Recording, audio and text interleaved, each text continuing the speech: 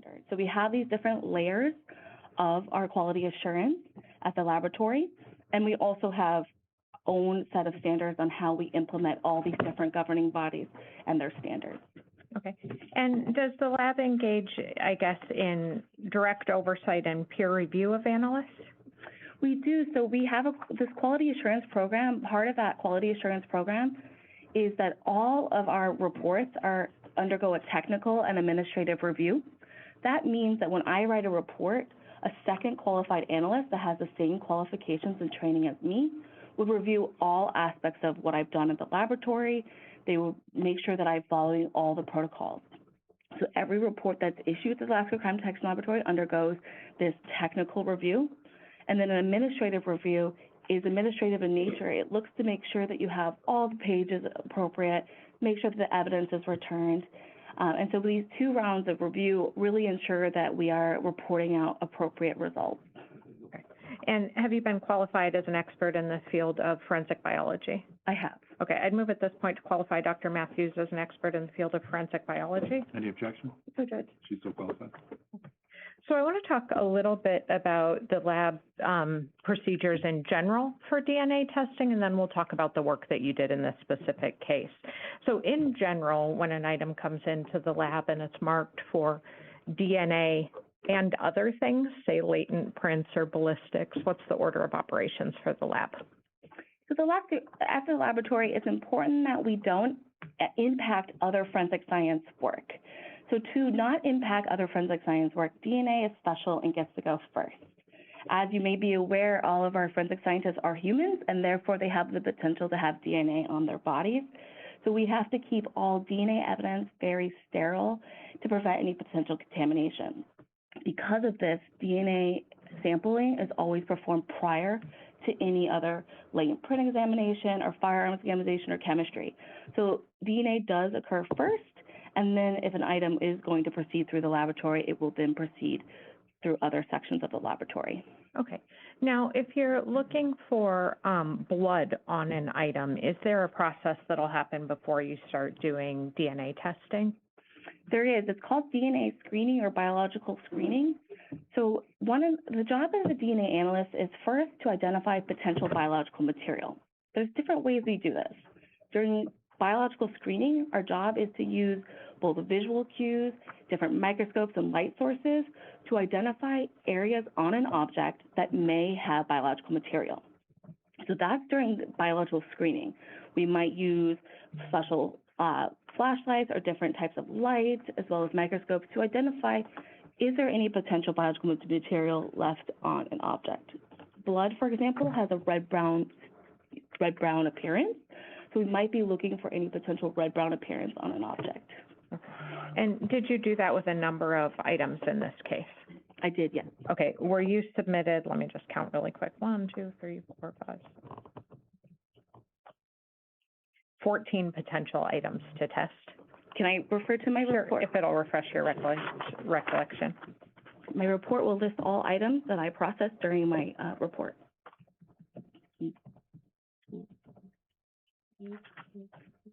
Yes, there are 14 items that were submitted for analysis.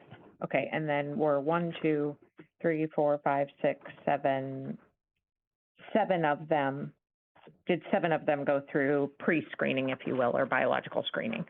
I'm going to refer to my report again. 1, 2,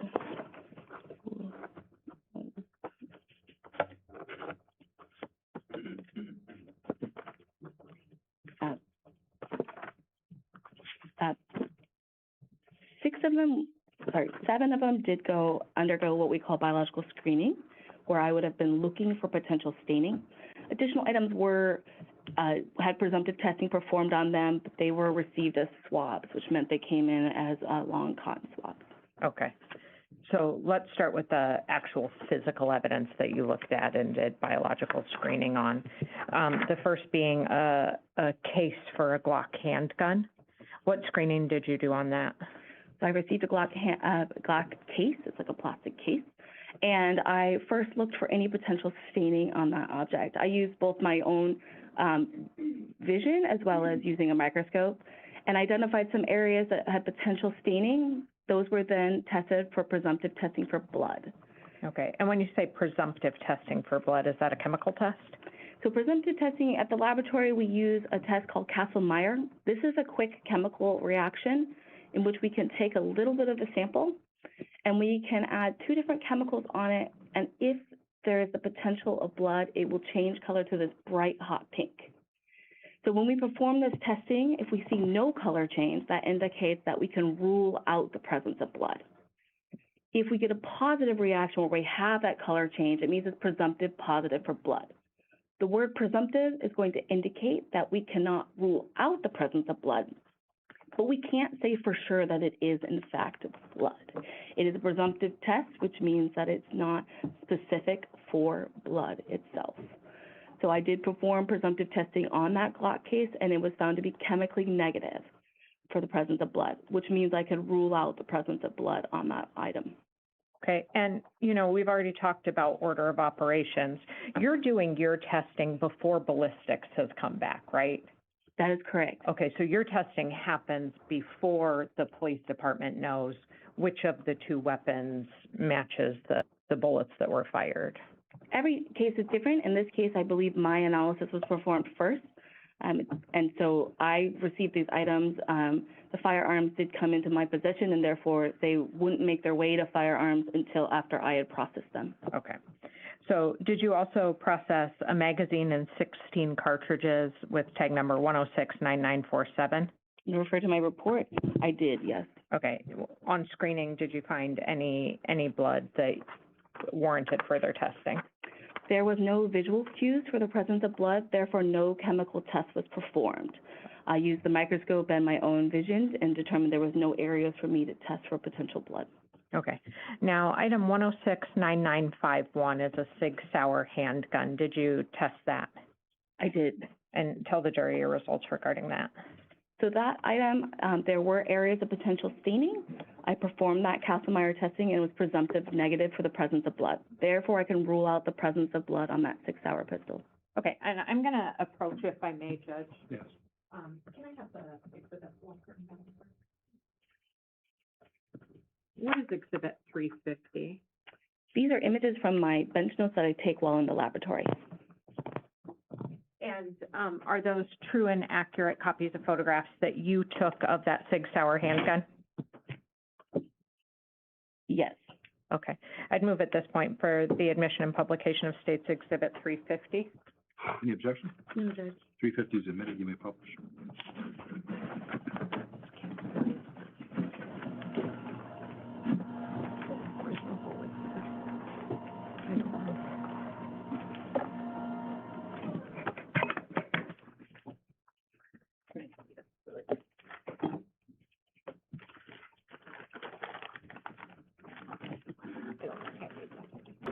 Is 360, does that show where on the handgun you tested? Yes, it has areas circled. Okay, and what color are they circled in? Pink. And then I'm going to show you also State's Exhibit 276. What is 276? So, I'm just looking for, 276 is a box containing item 1069951. Okay, the same Sig Sauer handgun? The same 6 hour handgun. You can actually even see my initials on some of the items inside. Okay. And when we look at 360, can you point with the laser pointer there for the jury where you chemically tested for blood? So what we're looking at this photo up here. Make sure that I have microphone here. This photo up here, we have what I just arbitrarily called side B. We have side A and side B. And we see these areas circled with the dotted pink line. These are areas that I had a visual indication of potential blood. I then performed our Kastle-Meyer, KM for Kastle-Meyer, and found that that area was presumptive negative for the presence of blood. So I was able to rule out the presence of blood on this area of the handle. Okay, and visually there was nowhere else that you saw that warranted testing? No, and so what I reported out was that I had visually tested the pistol, but that the magazine and cartridges were visually negative for the presence of blood. There were no areas of staining for me to test. And you do that with a microscope? Yes. Okay. And then when you tested the grip, you can rule out blood? When we do a chemical test, we can rule out the presence of blood. Okay. And then when we talk about the other items that you tested chemically and visually, 1069951 is light from a handgun, magazine, 20 cartridges from magazine, and a cartridge from a chamber. Were those items also visually negative? Yes, those are visually negative. That's what we're seeing here in these photos.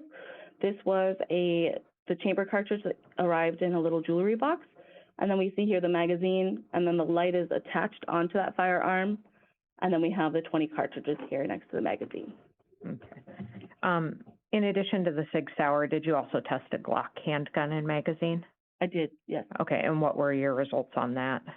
I'm going to refer to my report. It'll refresh your recollection. So this is for item 1069955. Okay. And what were your results with regard to the Glock? So there was a Glock handgun and a magazine. The Glock handgun and magazine were both tested using that presumptive test, and they were found to be presumptive negative the presence of blood. Therefore, I ruled out the presence of blood on both the magazine and the Glock handgun. Okay.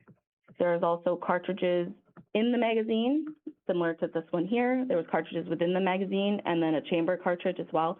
Those were visually negative for the presence of blood, meaning there was no indication of staining for me to test. Okay. And then finally, did you have a sample of a bottom of a mattress?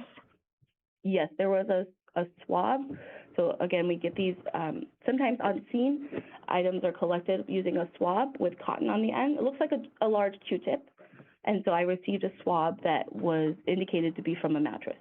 Okay. And what were your screening results from that? That item was found to be presumptive positive for blood. Therefore, I was unable to rule out the presence of blood. Okay. Now, so of all the things that you did presumptive testing on, the only positive you had was from that mattress? That mattress, or screening? But also there was organic material that was submitted that was also tested. Okay. Oh, you did presumptive testing on that as well? Yes, there was an item that was received and I performed presumptive testing on that. Of course. Tell the jury about that. So there was an item received. It was unclear what that item really was. I reported it out as possible organic material. It was very brittle in nature, but there was staining on that item. It came from a trash can, and that was presumptive positive for the presence of blood. Okay, and if I can approach, I'll show you what I've marked for identification as case exhibit 351. Or, I keep saying 361. What is 361? 361 is, again, images taken directly from my bench notes while I'm performing analysis in the laboratory. I do have it as 350. It is 351. Sorry, that was 360, 350 and 351. I'm sorry, tell the jury again what 351 is. Okay, so 351 is a snapshot of the images I take while processing in the laboratory. Okay, and is that possible organic material? Yes. And are you noting on there there's some X's on there? What are those to denote? In that image, there are little X's, and these are areas that I tested for that, using that Kastle-Meyer testing to determine whether blood was potentially present. I'd move at this point for the admission and publication of 351. No objection, Judge. Submitted, you may publish. Okay. And can you show the jury with your laser pointer where those X's are, where you tested? So you're going to see little yellow X's here. This is side A, side B, and then you have a little segment here. All three of these areas were presumptive tested for blood and found to be presumptive positive for the presence of blood. Okay. Now I want to talk just a little bit about your DNA analysis and results. Can you describe for the jury how the DNA analysis process happens? So once a biologist has determined potential biological material, the next step is really to isolate our DNA. So DNA is a molecule that's found within your body. Your body is made up of trillions of cells, and inside that you have a copy of your DNA. Now we know about DNA because we know that it can it can influence your disease risk, it can tell you whether you have blue eyes, how tall you are, but also it's unique to you. So in forensics, we can use it as potentially identifying an individual that may have come into contact with an object or a scene. So once I've identified areas of biological material, I then will need to isolate that DNA. So the first step is to isolate and extract that DNA. DNA is nice and cozy inside those cells, and so we break open those cells using heat and chemicals, and we bring the DNA into solution. The next step, we need to know generally how much DNA is in a sample. And we do that through a process called quantification. Quantification will give us a rough estimate of how much DNA is present, how a sense of the quality of DNA, is there potential degradation in the sample, and also can tell us whether male DNA is present in a sample. Once quantification is performed, we then know if we have enough DNA to proceed forward to generate a profile. This step, the third step, is going to be amplification. Amplification is a way of looking at specific regions of the DNA. DNA is a big, large molecule. We want to know the information at 24 specific locations, and so what we do is during amplification, lots and lots of copies of those specific areas. These areas are known to be inherited, and they're known to be unique to an individual. So when we talk about a profile, we're talking about only these 24 areas in the genome or in the piece of DNA. So during the third step, we make lots and lots of copies, and the reason we make lots of copies is DNA is so small we can't really see it with a naked eye or a microscope.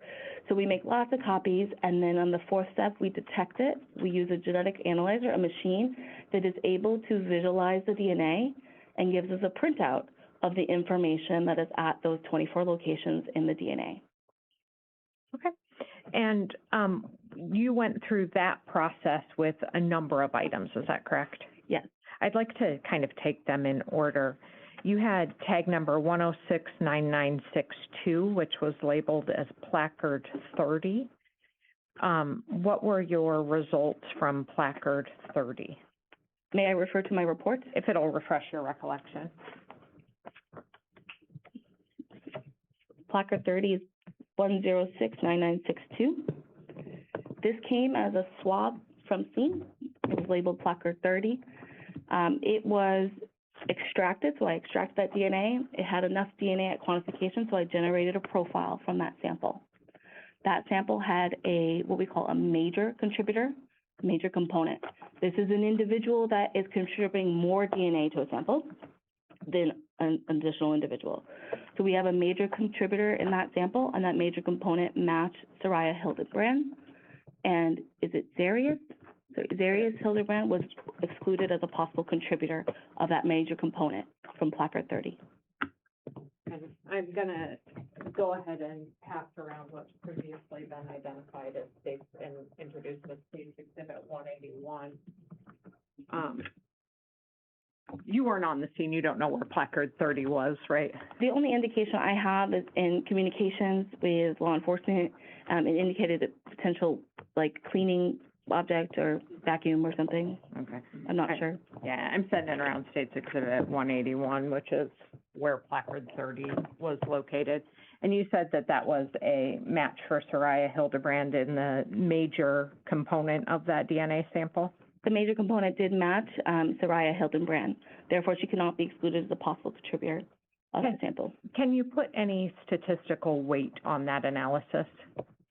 Yes. And So what is that?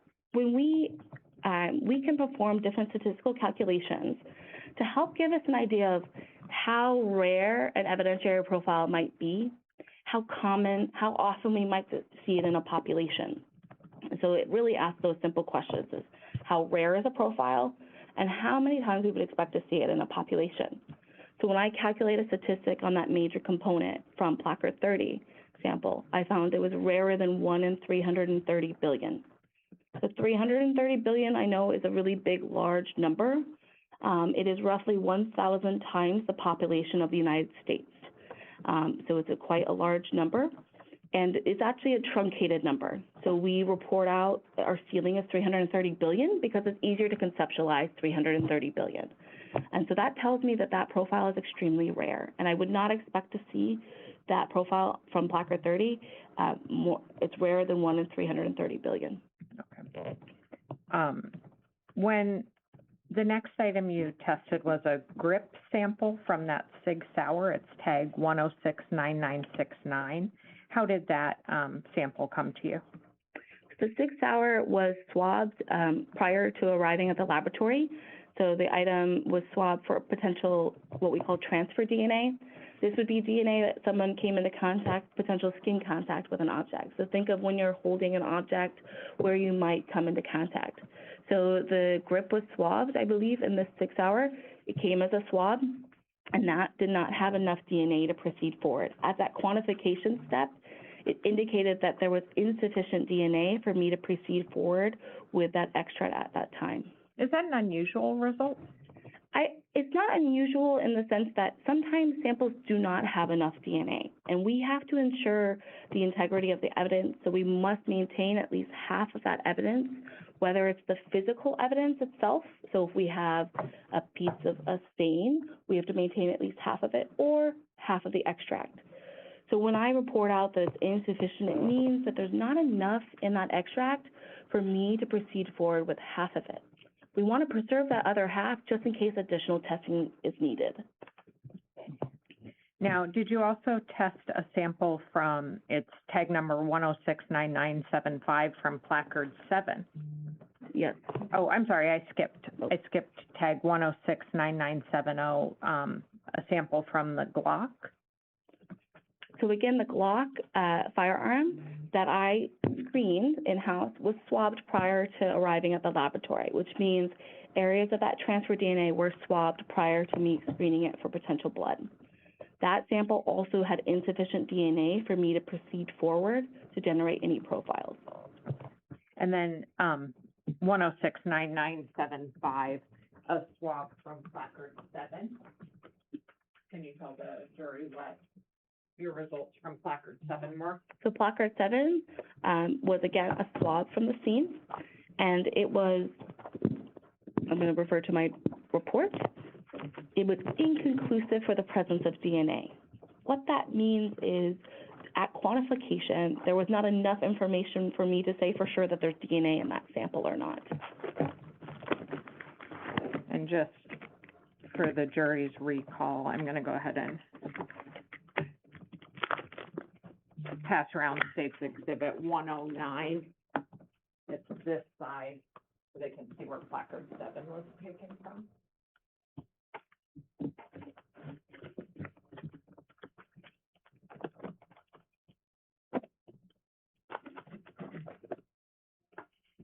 So it sounds like the SIG, the Glock, and placard 7, none of those had sufficient DNA to test further.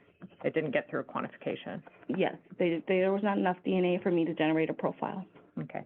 Did you have 2 swabs from a trash can, 1347617 and 1347618? Yes. And what can you tell the jury about those swabs? Both of those swabs had sufficient DNA at that quantification step, which means there was enough DNA that I could generate a profile, but no profile was generated at that time. Why not? When we're processing cases, we are unable to generate profiles from all samples. So at the time, I generated a first round of profiles, and I was already going to be working another object from the trash can. Okay, and is that piece of organic material? Yes. Okay, and is there a difference between STR analysis and, well, your report indicates sufficient DNA for STR analysis from that trash can sample. What is STR? STR is an acronym. It starts for short tandem repeats. When I told you about the amplification step where we're only looking at those 24 locations, we're looking at short tandem repeats at those 24 locations. Short tandem repeats are repeated elements within the DNA. So some people have only 6 repeated elements and some have 7. And so these differences between individuals allow us to identify profiles that are unique to an individual. Okay. And it sounds like there was sufficient DNA in those trash can samples, but based on your results from the organic material, you didn't go further? No, when I initially issued my report, I proceeded forward with that organic material first, but those samples are preserved should additional testing be needed. Okay. So let's talk about that organic material. It's tag 1347621-1. Tell the jury what your results were relative to that piece of organic material. So what you notice here is, as I pointed out earlier, we tested in different locations, but in purple here is the area that I sampled.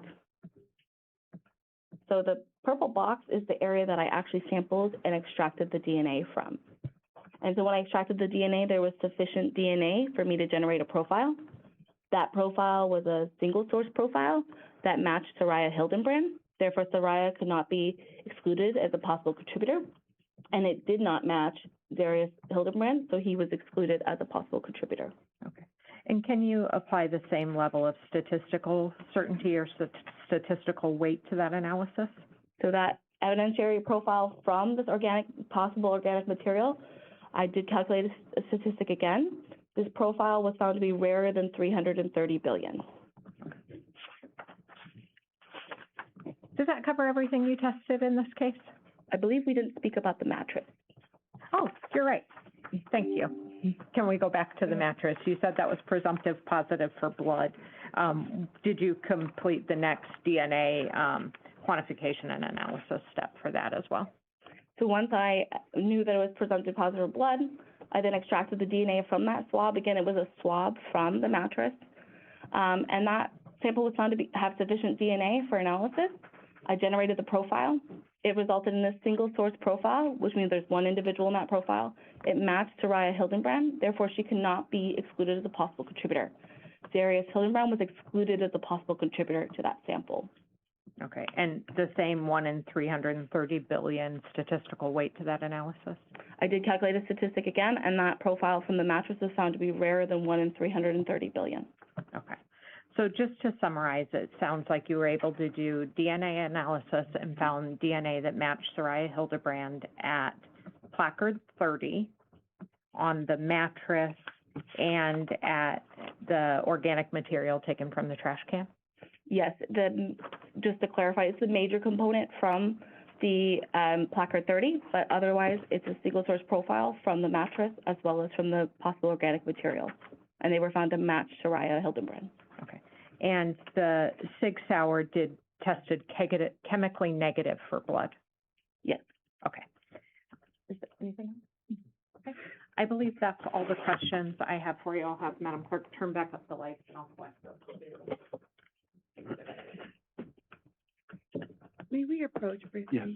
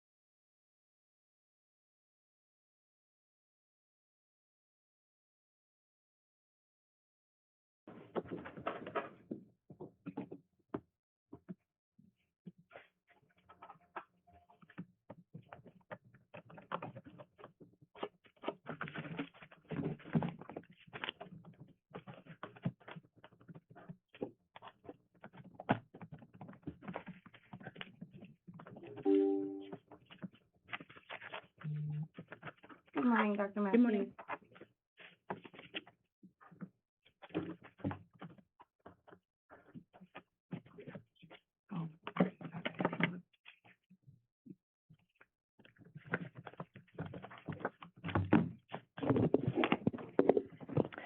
My name is Lacey Chambers.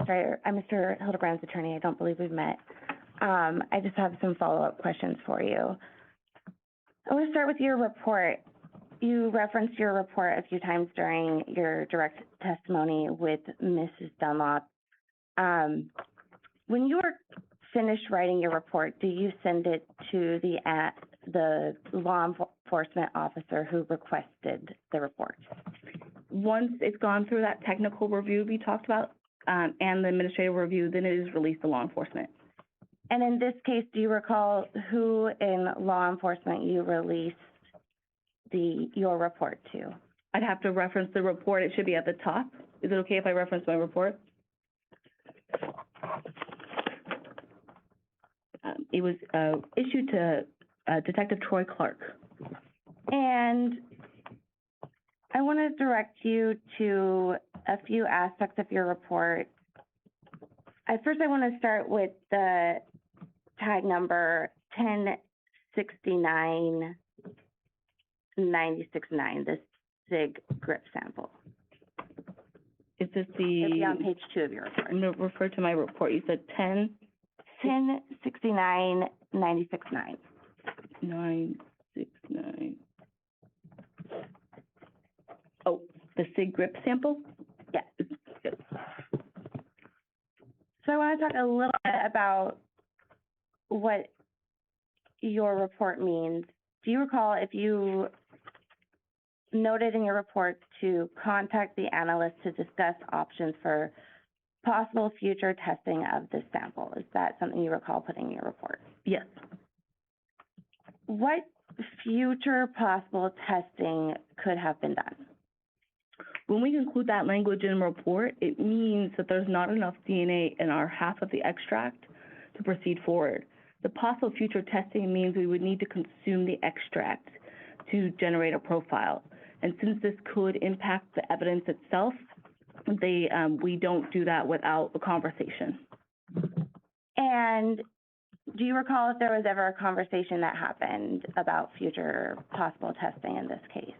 I didn't see any indication in the case activities, so there was no indication that I'm aware of. And I want to talk a little bit about what maybe future possible testing could have looked like. When you're doing DNA testing, you talked about on your direct testimony the 24 specific locations on the sample that you're looking at, correct? We're looking at 24 locations throughout the DNA, yes. And DNA is essentially a accumulation of the father's biological DNA with the mother's biological DNA coming together to make one. Is that correct? You get one copy of your DNA from your father and one copy from your mother, and therefore you have essentially 2 copies of your DNA. And are there chromosomes involved with DNA? Yeah, so a chromosome is, when we talk about DNA strands, you think of the stereotypical double helix where you see the twirling of the helix. A chromosome is a big chunk of DNA. So it's a lot of DNA packaged into a chromosome. Humans have 23 pairs of chromosomes. So you take your long strands of DNA and you package them into chromosomes. And how many total chromosomes are in one complete sample of DNA? There's 23 pairs of chromosomes in a human. And are you able to differentiate between male and female DNA simply by looking at the chromosomes? Yes. So we can, in our analysis, we do not look specifically at the chromosomes themselves because we're not performing that type of analysis. But during that quantification step, we are looking at what is the Y chromosome. The Y chromosome, so females have an X chromosome, 2 X chromosomes, and the males have an X and a Y chromosome. So when we do our quantification step, which any sample that is extracted and has that DNA isolated, we look at whether the Y chromosome is present on a sample. So we can give some indication if there's male DNA in a sample at quantification. Are you able to do that through YSTR testing?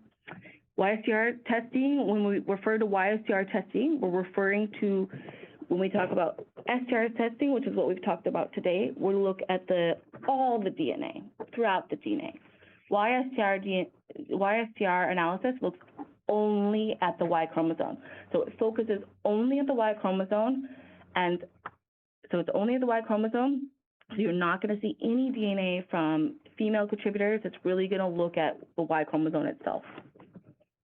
And just to kind of break it down a little, XY equals a male DNA sample, correct? Yes. And then XX would equal a female DNA sample, correct? There'd be no Y.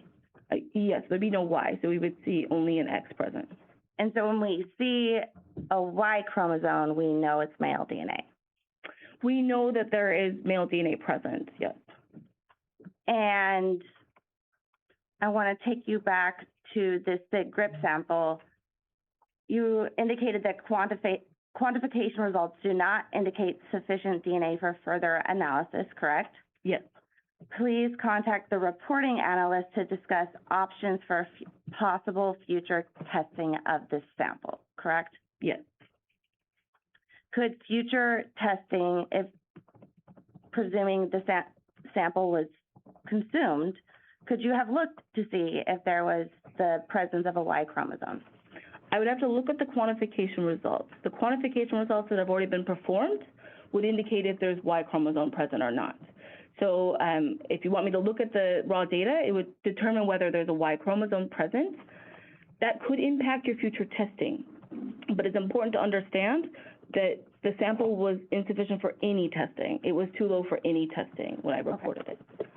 So I'm going to refer to a document that's called our central log. This includes all the raw data as we perform our analysis. And I believe, is it the SIG grip sample and the Glock sample that you're interested in? Tab number 1069, 969, the SIG grip sample. Okay, so 969. So the SIG grip swab. That was given a name in the lab as Q2. Looking at that quantification results, there is indication that Y DNA is present. And so at the time of analysis, it was reported out as low DNA, given the quality metrics of that sample and the amount of DNA that we see in that sample. It has potential that that sample not only has low DNA, but there is some indication that the DNA may have been broken down into smaller pieces, which could impact our ability to get a profile. Okay. And so while there was a presence of Y, was it not sufficient to do something like YSCR testing? I would have to look back at our protocols from 2024, but looking at it through today's lens, there's not enough Y DNA present in that sample as it stands now for me to perform analysis on half the extract. But I would have to look back at the original protocols, but it is quite low, yes. Okay. And when we're talking about DNA, it's fair to say that DNA is something that's essentially almost everywhere. When you touch something, you leave DNA on it, correct? Yes, I like to say that when you go throughout your day, you're just leaving a little piece of yourself behind as you go throughout your day. Whether you're touching something, whether you're having a conversation with someone, you might spit a little bit and leave a little bit of yourself behind. So you would anticipate that wherever you're interacting in your normal day, whether it's in your car, your home, wherever, you might leave a little bit of yourself behind.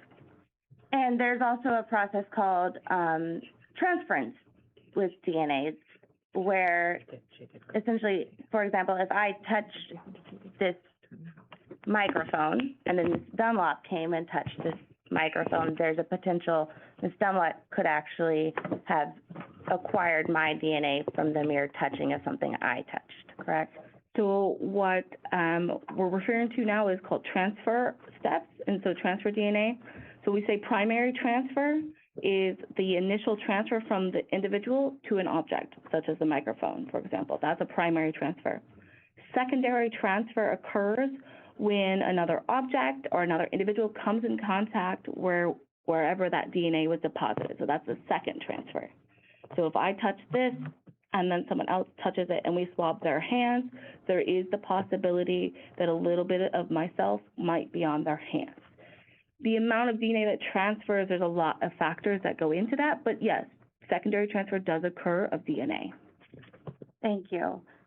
And I want to take you back to State's Exhibit 351, Is that the possible organic material? yes. It just says 361 up here, but yes. Yeah. Yeah. Sorry, just making sure I'm on the right one here. It should be 350. Okay, so that one.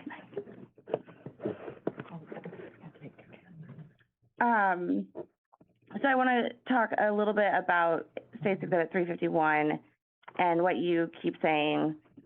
You identified this as possible organic material, correct?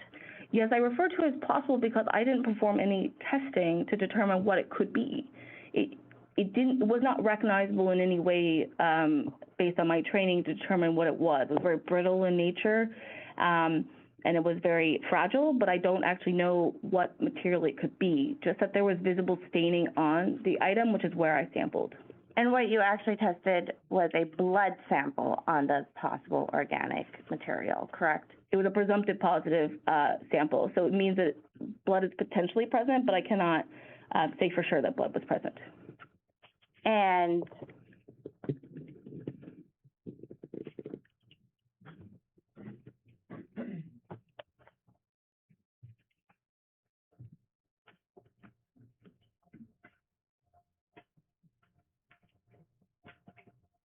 to be clear, fair to say you don't know exactly what this possible organic material in Exhibit 351 is.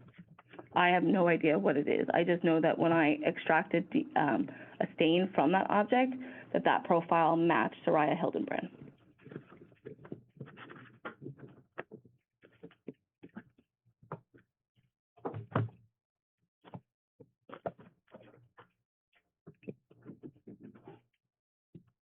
Thank you, Dr. Matthews. I don't have any further questions. Can you read from it?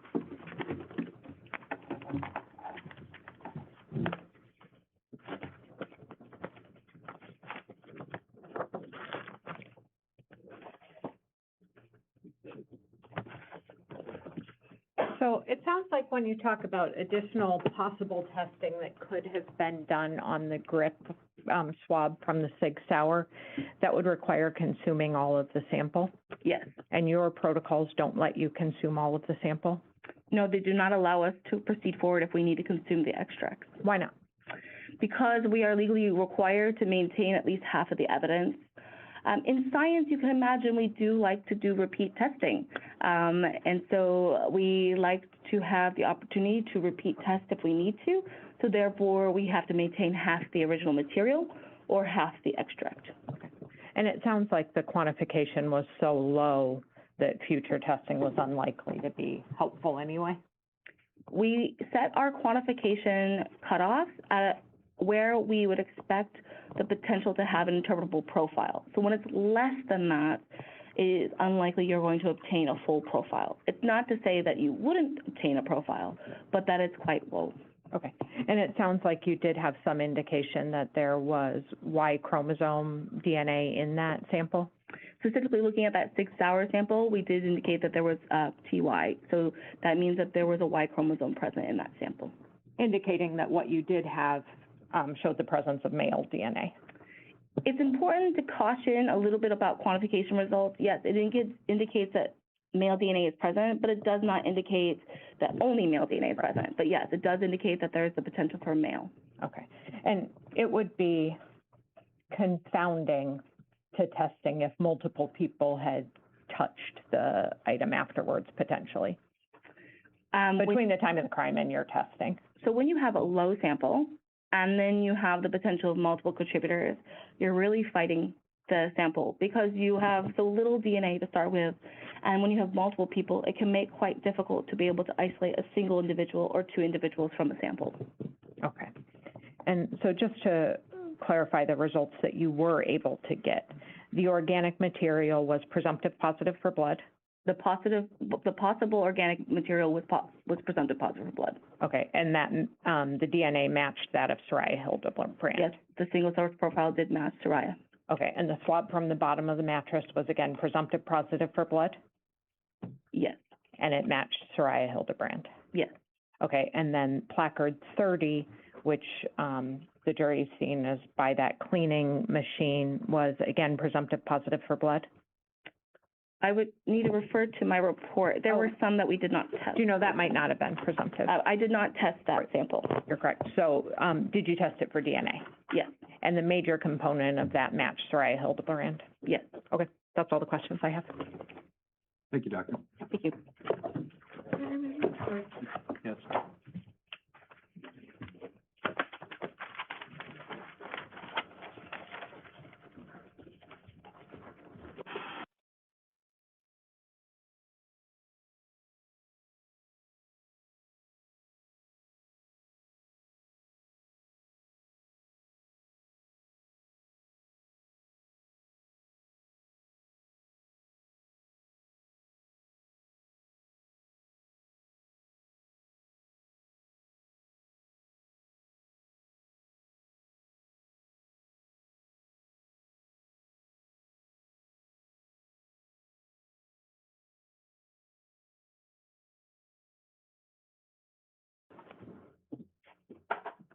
I'm told the next witness might be a little bit longer and although we've been going for just about an hour, we're going to take a break here before we start up with the next witness. Please don't discuss the case yet. We'll have you back here shortly.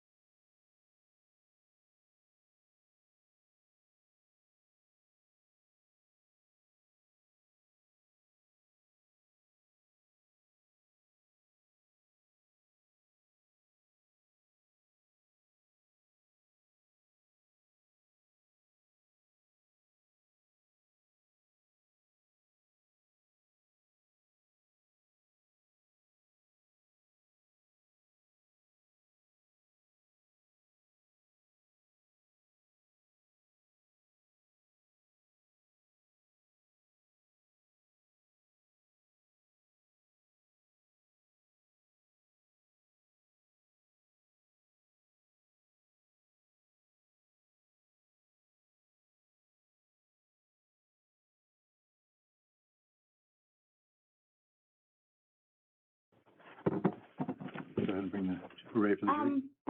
Judge, I do have one issue that might be better to address before we bring the jury in. Okay, At grand jury, Detective Clark discussed why he thought the gunshot wound in this case is not consistent with suicide. Our position, for the record, is that Detective Clark is a police officer.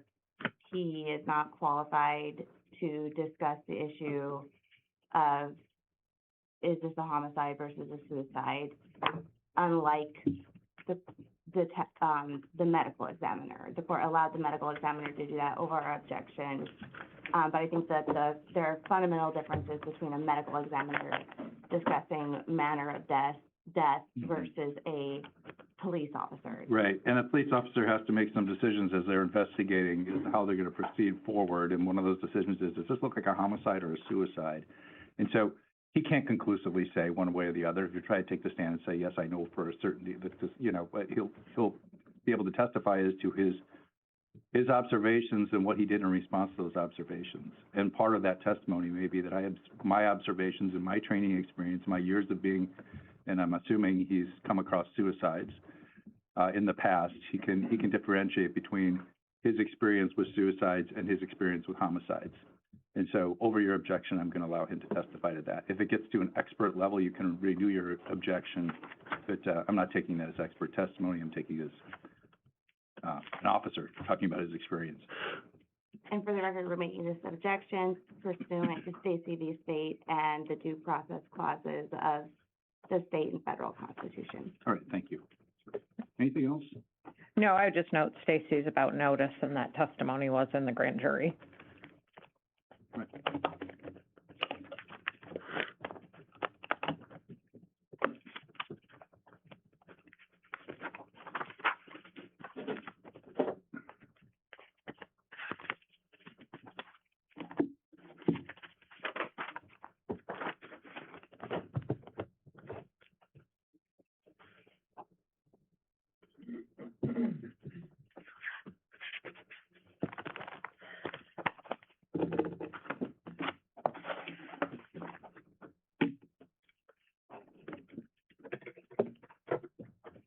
Morning, Your Honor.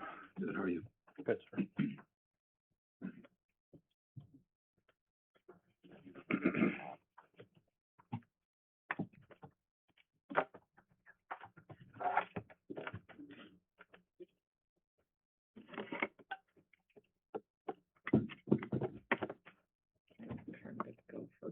Mm-hmm.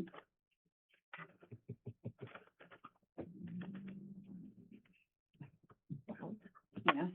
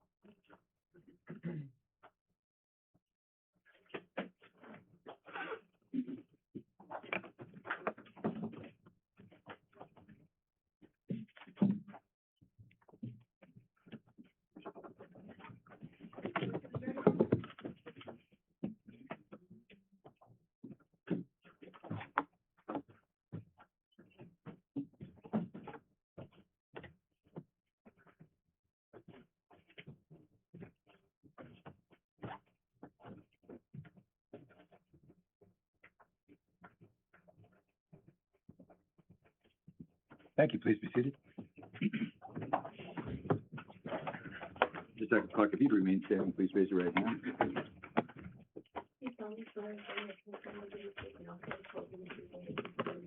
Yes, ma'am, I do. Morning, my name is Troy Clark, Troyclark. And Detective, the jury, I think, has heard a lot about you throughout the case, but this is the first time they've heard from you. Yes, ma'am. So can I have you kind of introduce yourself and tell them how long you've been in law enforcement and what you do? Sure. Hi, good morning. My name is Troy Clark. I'm a detective with the Anchorage Police Department. I've been a police officer for 28 years now. I started my law enforcement career in Little Rock, Arkansas, where I was a patrol officer for 3 years, and I moved up to Anchorage to get out of the heat. I have been a police officer for Anchorage Police Department for 26 years. I did 15 years on patrol, wearing a uniform, driving around a marked police car. After I did patrol, I went to the FBI, and as a police officer, I was still employed by the Anchorage Police Department, but I was assigned to a violent crime task force with the FBI. I did that for 6 years, and in June of 21, I put in for and got a homicide detective. So I've been with a homicide detective for about 5 years. Prior to law enforcement, I spent about 10 years in the military and some odd jobs here and there. And in August of 23, when this case came in, were you acting sergeant? Yes, ma'am, I was. Okay, and the jury's heard a little bit, but how does the homicide unit function when a call comes in? How are tasks divvied up? So normally this one came in during the day. We were at a training, down at the training facility. It was about 2 o'clock in the afternoon. But as acting sergeant, I get called on all call outs, whether they're homicides, missing persons, infant deaths, suspicious deaths, kidnappings. So we have quite a bit, and then they kind of get filtered through me.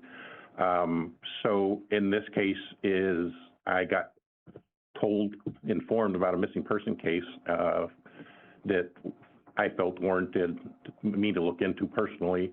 So I left training, and then myself and Detective LB went and started investigating this as a missing person. But normally we all get together as for homicides, as a homicide unit. We get together, we hear briefings from the patrol officers, read the patrol officers' reports, and then at that point we start divvying out jobs, so to speak, to things that need to be done. Okay, and did you receive the initial report in this case eventually? Eventually I did, yes. Okay, and what day did you get that report on? I got it on the 8th of August, 23. Okay. And that was a report that had been made on the evening of the 7th? Yes. Okay, and who was the patrol officer that took the initial report? So Officer Zhang took the initial report of the missing person. I was contacted by Officer Freitag, who was working the front desk. On the 8th, he told me that Jackson. Can you rephrase that? I was informed that somebody was wanting to talk to me about the case. The missing person's mother and aunt were in town, so I responded to the station to talk to them, to the headquarters. Okay, and is that Meredith Barney and Brittany Monson? Yes, ma'am. Okay, and so you went to headquarters to talk to them? Yes, ma'am, I did. It took me about an hour to get there, so unfortunately, when I did get there, after trying to locate the report, because there was some issue with, once the report is done, it was done on the 7th, the same night, it goes through a approval process through the sergeants, and so it's often in internet land somewhere, and so I just didn't have access to it, but I eventually was able to get it approved and actual hard copy in my hand so I could read it. Okay. But by the time I got there, they were both gone from the headquarters. Okay. And upon reviewing Officer Zhang's report, were there some initial, what I'll call red flags? Yes, ma'am. The biggest one would be the time frame of the report from the actual missing person. Okay. And that was over 30 hours? That was over 30 hours, yes, which is concerning in my eye. Okay. And what action did you take from there? While I was still at headquarters, I was contacted by Army CID, Agent Pimpek. We discussed the case. He told me a few things which also raised concern to look for more into this. So I talked to him for about 30 minutes or so. Then I did a little bit of research on their names, Zarrius Hildabrand and Saria Hildabrand. Neither one of them were in our system. We never had contact with either one of them before. She was in the state system, and that's only because Officer Zhang created what's called an absent ID for her. So anytime it's a missing person and we don't have her in the Alaska and absent is the same thing basically as DMV. Probably if you have a driver's license here, you're all in absent. And you guys go down and create your ID cards at the DMV. If the person's not available, such in this case is a missing person, we create one for her. So it's just a driver's license number for her in Alaska.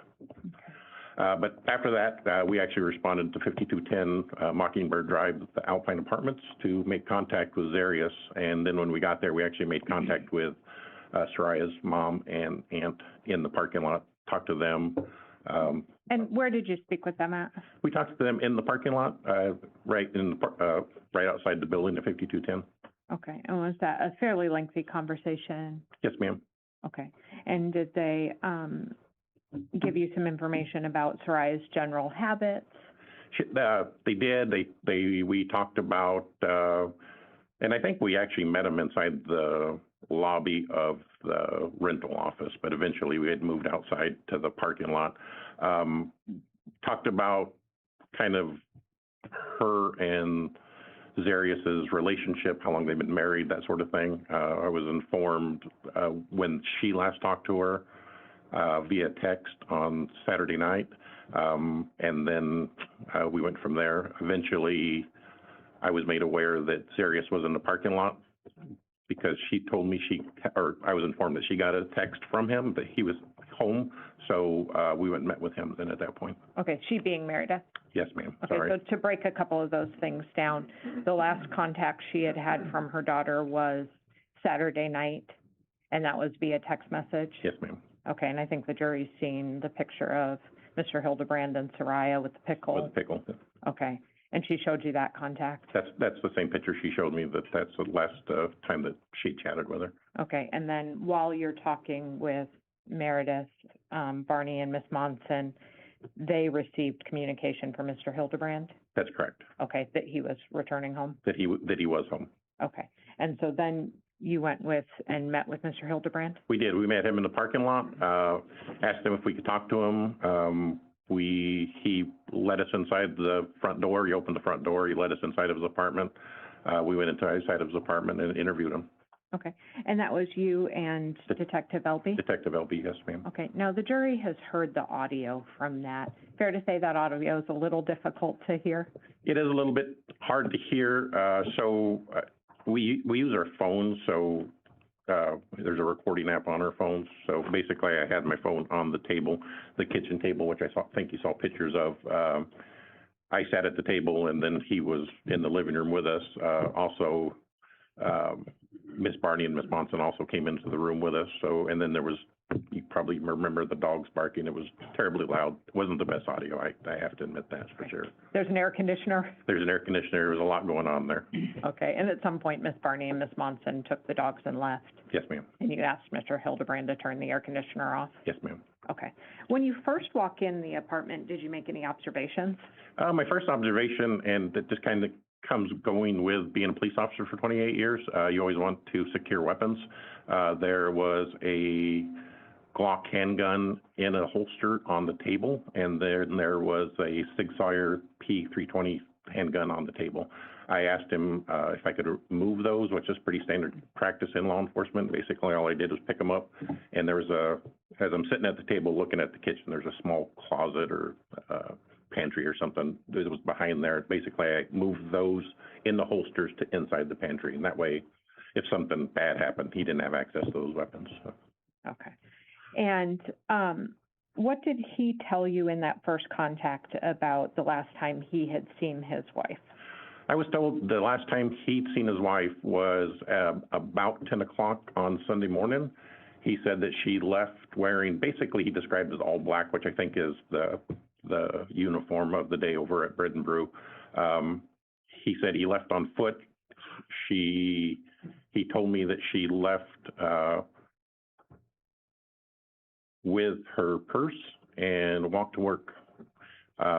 We discussed if that was normal. He told me that that was the first time that she had ever walked to work. There was some discussion about her phone, which he actually pointed out the phone, which was plugged in the living room. And at that point, Ms. Barney took the phone and started going through it. And I think that was after she came back after the dog Ms. No, Barney? no, I think she took it before the dog, so, yeah, Miss Barney actually took the phone and started going through her daughter's phone. Okay, and Meredith Barney, you mean? Yes, ma'am. Okay, and that, at this point, this is a missing persons investigation, not a homicide investigation? That's correct. Okay, and, it sounds like he told you she was wearing work attire, all black, and that was the first time she'd walked to work, and approximately what time did he say she had left? He told me that she left about 10 a.m. that morning. Okay, After waking up around 8:30 or 9, he told me that she and he felt like they were too intoxicated to drive, so she decided not to drive because she was worried about a DUI. He told me that it's first time walking and that she walked there. There was some discussion like, could she find the way? And I'm asking this. I know she's been to work 100 times or how many ever times, but I guess I'm asking it to, like, did she get lost along the way? He told me that she would have used Google Maps or Apple Maps to find the way to the work, which was also concerning because her phone was there, so I'm not sure how that happened. okay. And, did he tell you what he had done that day? On Sunday, he told me that when he woke up, I think he said he just lounged around the house. I don't remember his exact words, and he vegetated, or he was a vegetable around the house. So he told me he didn't go anywhere initially. Did he then say he had done something else? Well, we had a discussion about video cameras in the apartment, video cameras outside the apartment, and I asked him, basically at that point, calling the bluff, like, well, what are we going to see on video cameras when I go out and review that? Because that's the first thing I'm going to do is go out and look for video cameras, because that's usually the best sign of evidence in these cases. At that point, he changed his story that, I suddenly remember I did go out. I went to Fred Meyer and bought some ingredients for a guacamole dip, I think is what he called it. And he said he went to the Brown Jug liquor store, the warehouse liquor store. I think it's 4040 Old Seward Highway, 4140, whatever the address is there. That's right beside Home Depot on Tudor. Then he said he went there, he bought some bourbon and a Coke. And did you confront him about the length of time that it took to report Saria missing? I did. I thought it was very odd that my newlywed wife was gone, missing. I asked him, did he report it to anybody between 10 o'clock when he first discovered her missing? He told me that she was supposed to get home at 7 o'clock that night on Sunday. He told me that he waited until 10 o'clock for her to get home. When she didn't return home, he told me he drove to Bread and Brew, which was closed, and so 10 o'clock was really when, I think, according to him, when he started missing her. So I asked him, I said, well, between 10 o'clock on Sunday and the report on Monday night to Officer Zhang, did you contact anybody? And he told me he did not. I think his words were, he wanted to make sure it wasn't some kind of freak accident. And when I say freak accident, he actually said freak accident. And there was some discussion on, well, if it was a freak accident, I think that's when I would call the police. And then he said, well, I just wanted to make sure she didn't get lost. And again, I think I addressed, well, I think if your wife is lost, that's probably when you do need to call the police. So he couldn't really account for why there was no report or why nobody else was called. Okay. And did you, were you present when Detective Elby asked if he could look around the home? Yes, ma'am, I was. I was sitting in the chair. Detective Elby was behind me. He asked if he could look around. Zarrius said, yeah, go ahead and look around. And that's normal. It doesn't happen with adults that often, but with children, missing children, it's amazing how often we go out to the house and we find the young child sleeping under a bed or sleeping under some clothing or whatever else. So it's pretty custom for police officers, and in this case, the police officer didn't do it, but the detective the next day, we need to make sure that maybe she's sleeping, and who knows what. So we did look around the house, which is pretty standard. Okay, and we heard Detective Elby testify about the sheets Yes, and observations that he made in the bedroom. Did you make those same observations that Mr. Hildebrand appeared nervous in the bedroom? Very much so. Also, before the sheets, there was some discussion when I was sitting, so I'm sitting at the table chatting with Zarrius. Detective Elby comes out and points out the sheets that are basically within arm's reach. I'm sitting at the table, so they're basically here, the Fred Meyer brand of sheets. He asked about those sheets. He told us that he didn't know really when they were purchased, but he said his wife probably purchased them when he was out in the field. So that kind of started that whole sheet discussion. And then Detective Elby thought it was odd enough to call us back to the bedroom. We went back to the bedroom. The mattress was covered by what I describe as a new mattress pad. And when I say new, you could probably, all of you probably unfolded new sheets. They have those little square designs on them, like they're not slept in, basically. So it looked like a new mattress pad on top of the mattress.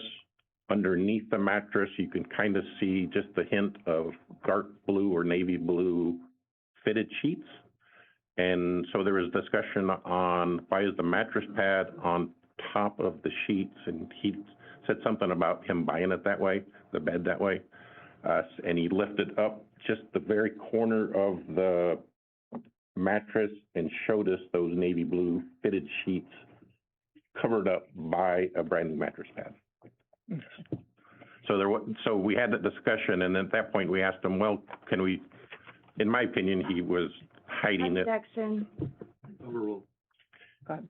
In my opinion, he was not lifting the bed as much as you normally would. He lifted it probably 2 inches. He lifted it just enough so we can see the sheets.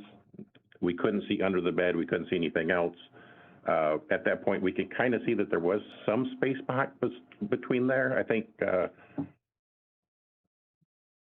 don't know that we would have necessarily looked under there just based on the space, but it was enough that we probably should have looked initially when Detective Elby was walking around. But so we asked him, can we look under the bed? It just seems like that's one more place we need to search. And he told us we could not look under the bed. And I'm going to ask you about kind of after that, did you begin to ask him some harder questions? You know, when you guys go out of the room, do you ask him some harder questions about the text messaging that you were aware of? I did. So I was made aware of the discrepancy in the text messages, mainly that text messages to her employer at 10:44 a.m. And that's Nadia Jones was the manager? That's Nadia Jones. She discussed those same text messages. And then some discussion about Craig, who is the owner of Bread and Brew, that discussion. And I was made aware of those discrepancies by Agent Pimpak because he talked to Nadia. I was informed that he did talk to Nadia and Craig. And just to point out the discrepancy, Mr. Hildebrand's telling you that Saria left for work at 10 a.m. and correct. Nadia had received a text message at 10:44? That's correct. Okay, and when you confronted him about that, how did he respond? He didn't have a legitimate, he didn't have an answer at all. I asked him, so her work is getting these texts at 10:44. You say that she left at 10.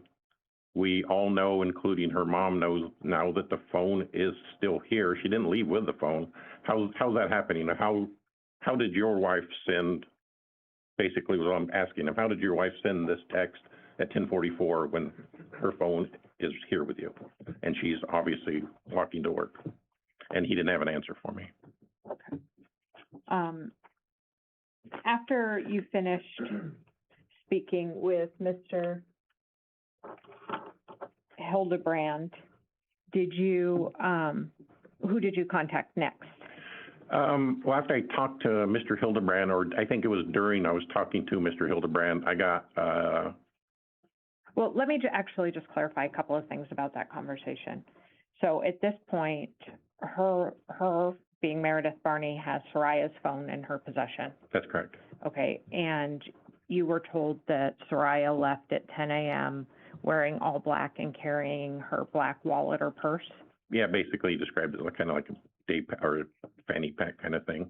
Okay, and Mr. Hildebrand told you he had gone to the Brown Jug and to the Fred Meyers, That's correct. and he denied purchasing any sheets. He denied purchasing any sheets. We told him that we'd review the video at the Fred Meyer, and he said that he was never in the sheet aisle. He was never in the area where they sell sheets. Okay. So then you end up talking to Ms. Wentz? I did, and if I go back a little bit, I think before I actually talked to Zarrius, I actually talked to Captain Josh Thielen. He called, and we discussed the need for a search, and I basically logistically told him where he needs to be, bring as many people as you can, that sort of thing, because he offered basically bringing a lot of people, which he eventually did. But I think I talked to him before I talked to Zarrius. Okay. And then when I was talking to Zarrius, then a phone call comes in from Marie, and I talked to her on the phone and asked her if she could meet me at the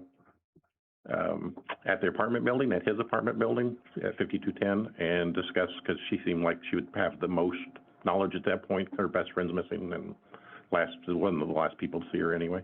Okay. And without getting into all the details, did she tell you, the last time she had seen Mr. Hildebrand and Miss Hildebrand together on the 6th, the early morning hours of the 6th, That's Saturday correct. night? Yes. She gave me a timeline of the events and the last time she saw. Okay. And then about what time in the evening are you now on Tuesday, the 8th? So when I contacted Marie, I think it was about 7 o'clock. And then once I get done with Marie, I then go out and contact all these Army people showed up, Army people's wives. There were some kids out there. I was told all from Zarrius's battalion and from her unit. I've honestly never seen a response like this before, as far as searching goes. So I was pretty impressed that many people showed up. Like, I couldn't even had that many cops should come over and help with the search. So I was very impressed with the Army's response on this, and probably 70 or 80 people eventually showed up around 9. And then we started I didn't personally, at that point, I was kind of acting like command post. I've done a lot of these searches, and it's always nice to have that one person, a central point of contact, not in the woods, not being distracted by things. So I stayed in the parking lot and stayed in communication with some of the searchers, including Captain Thielen. Okay. And that first initial search with 70 to 80 military folks takes place at about 9 p.m. on Tuesday? Yes, ma'am, and it lasted, I would assume the last person probably got out of there midnight or 1 probably. So we kind of coordinated, so they searched everything north of Alpenhorn, which is just the street north of, I think you've seen enough maps probably, where Alpenhorn goes north all the way to Tudor, and everything from the Seward Highway or Brayton Drive, which is the frontage road for New Seward, all the way east to past Bed and Brew. So all that entire green belt, we made Waldron Pond all the way over to Waldron Park, and of course into all that whole green belt there is where we arranged a search at. And I was told that search was done.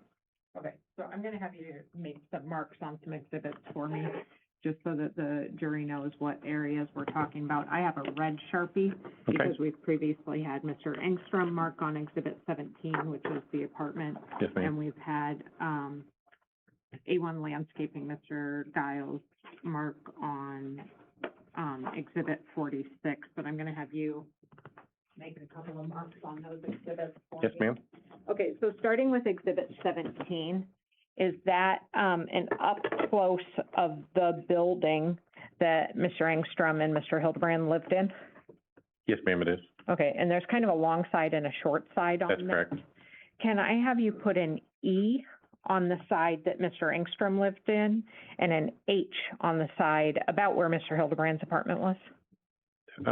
Yes, H. Yes, ma'am.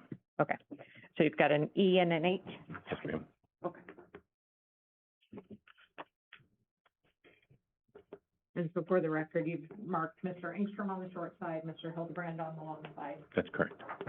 And then, on Exhibit 46, I'm gonna have you do two things. First, use the laser pointer and go ahead and show the jury on the map that's projected. If you could turn down the lights, Madam Clerk.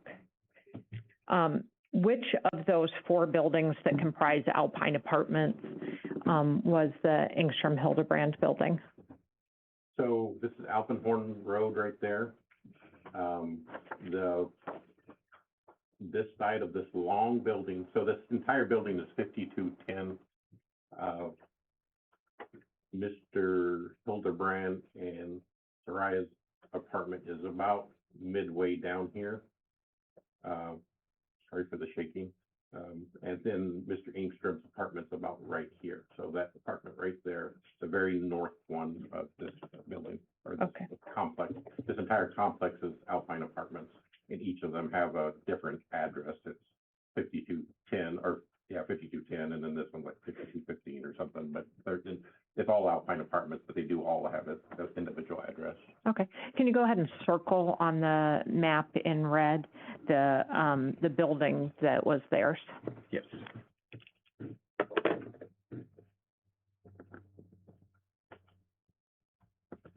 Okay. And then can I have you put another circle on the map where Bread and Brew is in red? Yes, ma'am.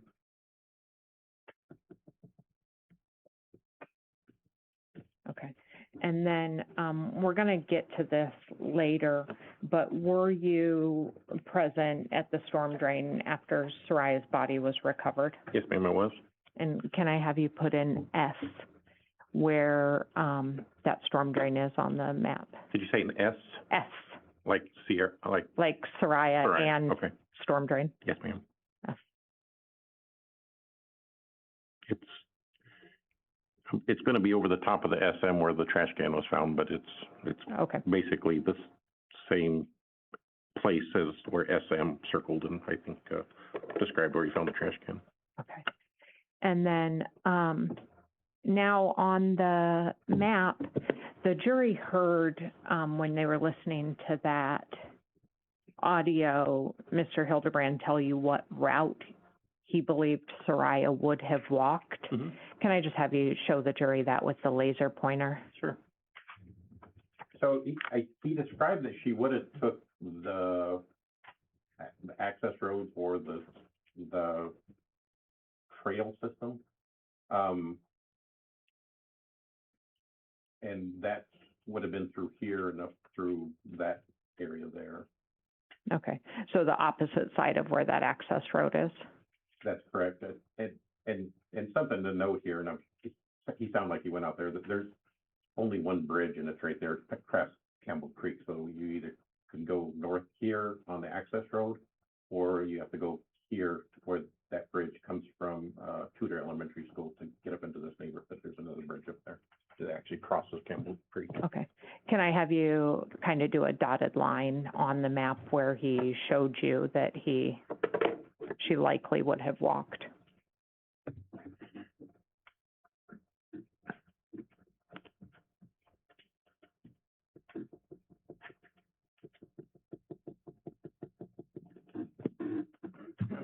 Okay. And is that essentially the opposite side of Waldron Park from where she was found? Yes, it's the opposite side of this green belt, which is, this whole thing is Waldron Park, the baseball diamond here you can see, and she found right here-ish. And then you have to walk through the park to that access road and then across the bridge there. Okay. And it sounds like the search team that night worked all of Waldron Park and Waldron Pond and those neighborhood streets between Waldron Park and Bread and Brew? That's correct. I was informed that entire thing was done by an Army captain who's very good at coordinates and maps, who does artillery for a living. So I was in good hands because he was leading that troop, leading all those people all through there. Okay. And so that takes you, I think you said, through midnight, 1 a.m. on the 8th, which is Tuesday night. The 8th into the morning of the 9th, yes, ma'am. Okay. And then on the 9th, what actions did you, we can turn the light back up, Madam Clerk. On the 9th, what actions did you take?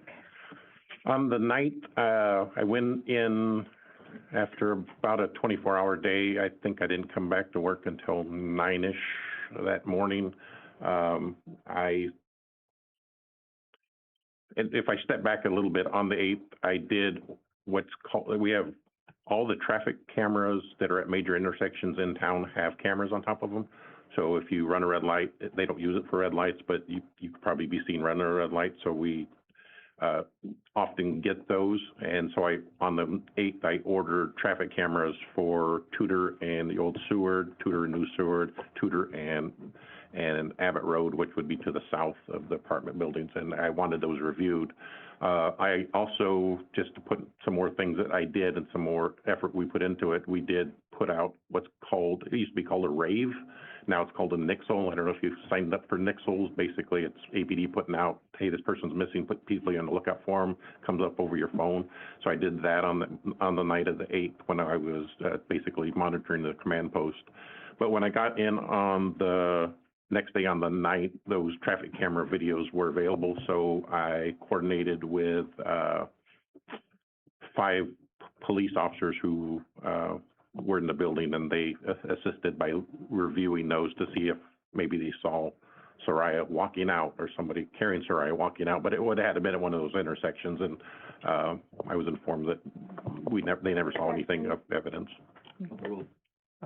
Yeah, did you ever get anything meaningful off traffic cameras that were helpful? No, ma'am, I did not. Okay, and there is no traffic camera there at Alpenhorn and Brayton? No, there's not. So there's one here at this intersection, and then there's also another one that we got at Lake Otis, which is way down here to the east, and then there's one at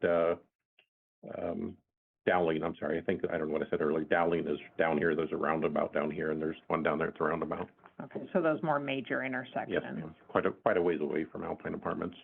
Okay, and I think Detective Elby covered this, but, you know, when you're talking to Mr. Hildabrand, you're telling him things like, oh, there's gonna be cameras around this apartment. Was that to some degree a bluff and to some degree wishful thinking? It's very wishful thinking and a bluff. I knew that Alpine Apartments didn't have good video. They have good video inside the inside the apartment manager's office or the rental office, but as far as outside, they don't have cameras that work. Or at least at that time At that time, they didn't. I think they do now, yes. Okay, and were you familiar with that just from other investigations and times you'd worked that apartment building? Yes, ma'am. Okay. So we're back on Wednesday, the 9th. Did you write some search warrants? I did. So Wednesday, the 9th, I spent most of my day writing search warrants. I wrote a search warrant for 5210 Mockingbird Drive, number 13. I wrote a search warrant for Zarrius Hildabrand's phone records, and I wrote a search warrant for Saria Hildabrand's phone records to AT&T.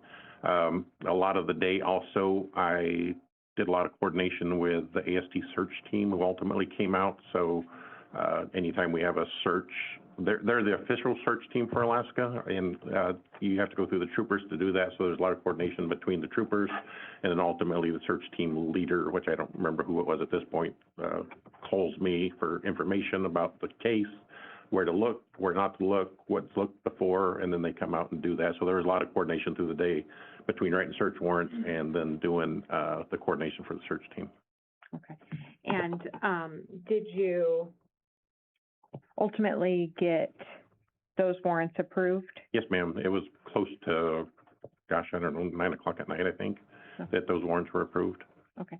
At some point during the day, did APD seize the residence, meaning that Mr. Hildabrand wasn't allowed to go back in? Yes, ma'am. After discussion with the DA's office, with my fellow detectives, we decided that we had enough probable cause to Objection. Overruled. We determined that, I determined that we had enough probable cause to seize the residence. So I asked dispatch to send police officers to the residence and seize it. Okay. And then that's kind of pending the search warrant? And that's pending the search warrant. The officers didn't go out there and search. It's just they go out there and this now belongs to the police department until we're done with it, or until the search warrant comes in or doesn't come in. Okay. And I think the jury has heard the contact that Detective Elby and Detective Lee had with Mr. Hildabrand in the outside of the apartment building pending that search warrant. That's correct. Did you end up having a phone call with Mr. Hildebrand about the warrant. the Yes, search ma'am. warrant. So Detective Roberts and I decided to drive down to Alpine Apartments, and we were going to deliver a hard copy of the search warrant, which is normal practice. When we were driving down to there, I think it was about 10 o'clock, we received a phone call from Zarrius, which we recorded, or that Detective Roberts recorded, I should say. Okay, and when you say 10 o'clock PM? 10 o'clock PM, yes, ma'am. Okay. And have you reviewed what I've marked for identification as State's Exhibit 349, which is a copy of that phone call? Yes, ma'am. And does it truly and accurately depict the call that you had with Mr. Hildebrand that day? Yes, ma'am, it does. Okay, I'd move at this point for the admission of State's Exhibit 349. It is, my eyes are terrible, just about a 5-minute phone call. That sounds about right. Any objection? No, Judge. It's admitted? You guys ever get that search warrant? Yeah, we actually got it. We just got it. I sent it over to the crime scene team. Most of those guys got to get called in from home. So what's going to happen is they're gathering, they're getting dressed and grabbing their gear and stuff, and then they'll head over there. So hopefully, with that in mind, it shouldn't take too long. And when we're all done, we can give you a call or something if you want. Are you planning on going back to the house tonight, or are you going to just stay over at the dorms tonight? No, I'm staying somewhere else tonight. Okay. I can send you a text or something like, hey, we're done, or I can give you a call when we're done, or whatever you prefer. I'm indifferent, sir. Did the dogs anything come from that? Did what? Anything ever come from the dogs? They're still out there looking, actually. Okay. What do you think, now that I got you on the phone, what are we missing here? We've been doing this for about 2 days now. I gave Detective Elby all the information. Yeah, I haven't talked to him about it. I've been writing reports all day. I apologize for not being more involved. Oh, it's okay. Well, chat with me. Let's figure out what we need to do next. I'm all about getting advice from whoever I can. I can't really tell you, sir, because I don't really know. You know what I mean? You know her best, though. Where are we going to find this girl at? She's your wife. She's the love of your life, et cetera, right? Yeah, exactly. Like I said, I gave Detective Elby all the information. But I want it again, bro. Let's chat this up. I like the small details. Like I said, I can't really think of anything else that I didn't tell him. I said University Dog Lake. Where is it? University Lake Dog Park. Would you go over there without the dogs, though? No, she wouldn't. Okay. What makes you think we should check over that area? Just an area she would frequent with the dogs. So I see. Gotcha. And still nothing with, did she go out with Marie at all on Sunday, or do you think Marie's like trying to hide something, or? Oh, no, Marie's as innocent as there can be. I don't think she has anything to do with it. They're never really violent or any, they really don't even go back and forth. They're pretty good friendship, pretty healthy, I would say. I do have a question about that search warrant, though. Yeah. What all does it include? Is it like whole house, fucking everything? It's the whole house, yeah. We're just going to check the whole house, make sure we're not missing anything. All right. Are you guys going to go through bags and stuff like that as well? Are we going to do what? Go through bags and stuff like that as well. Yeah, absolutely. We're going to try to go through everything we can. Just make sure we don't have something like, she left a note, like, hey, I left a note. I'm going to go, I've had enough of this marriage, and I'm going to go whatever. You know what I'm saying? Is there something you're concerned about, or is there? How soon will that search warrant start happening? I didn't really hear what you were saying earlier. No, it should happen. I don't know, probably within an hour, I would think.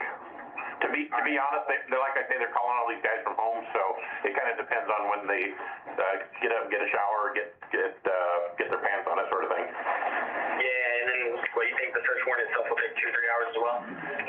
Yeah, maybe. Is there something you're concerned about in the house, or? No, sir. I'm just curious of time. Okay. That's all. There's nothing in the house we need to worry about? Just the two guns in there? They've already been told about, sir. Okay.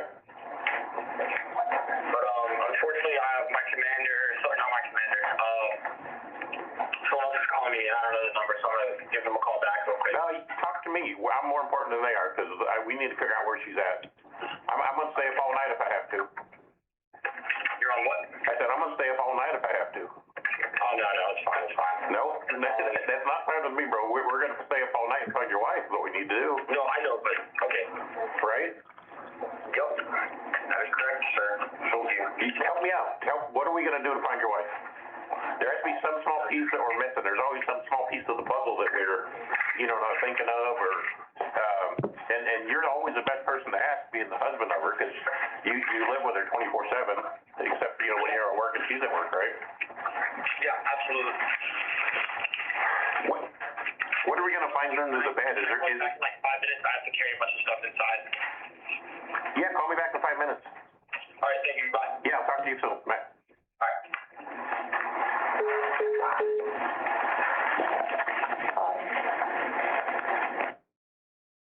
Did you have any additional phone contact with Mr. Hildabrand? No, ma'am, he never called back. Okay. And after that, did you deliver the copy of the search warrant to Officer Keating, who was the crime scene team leader that night? Yes, ma'am, I did. Okay. And do you all share information with the crime scene team? Yes, we do. Okay. Why do you do that?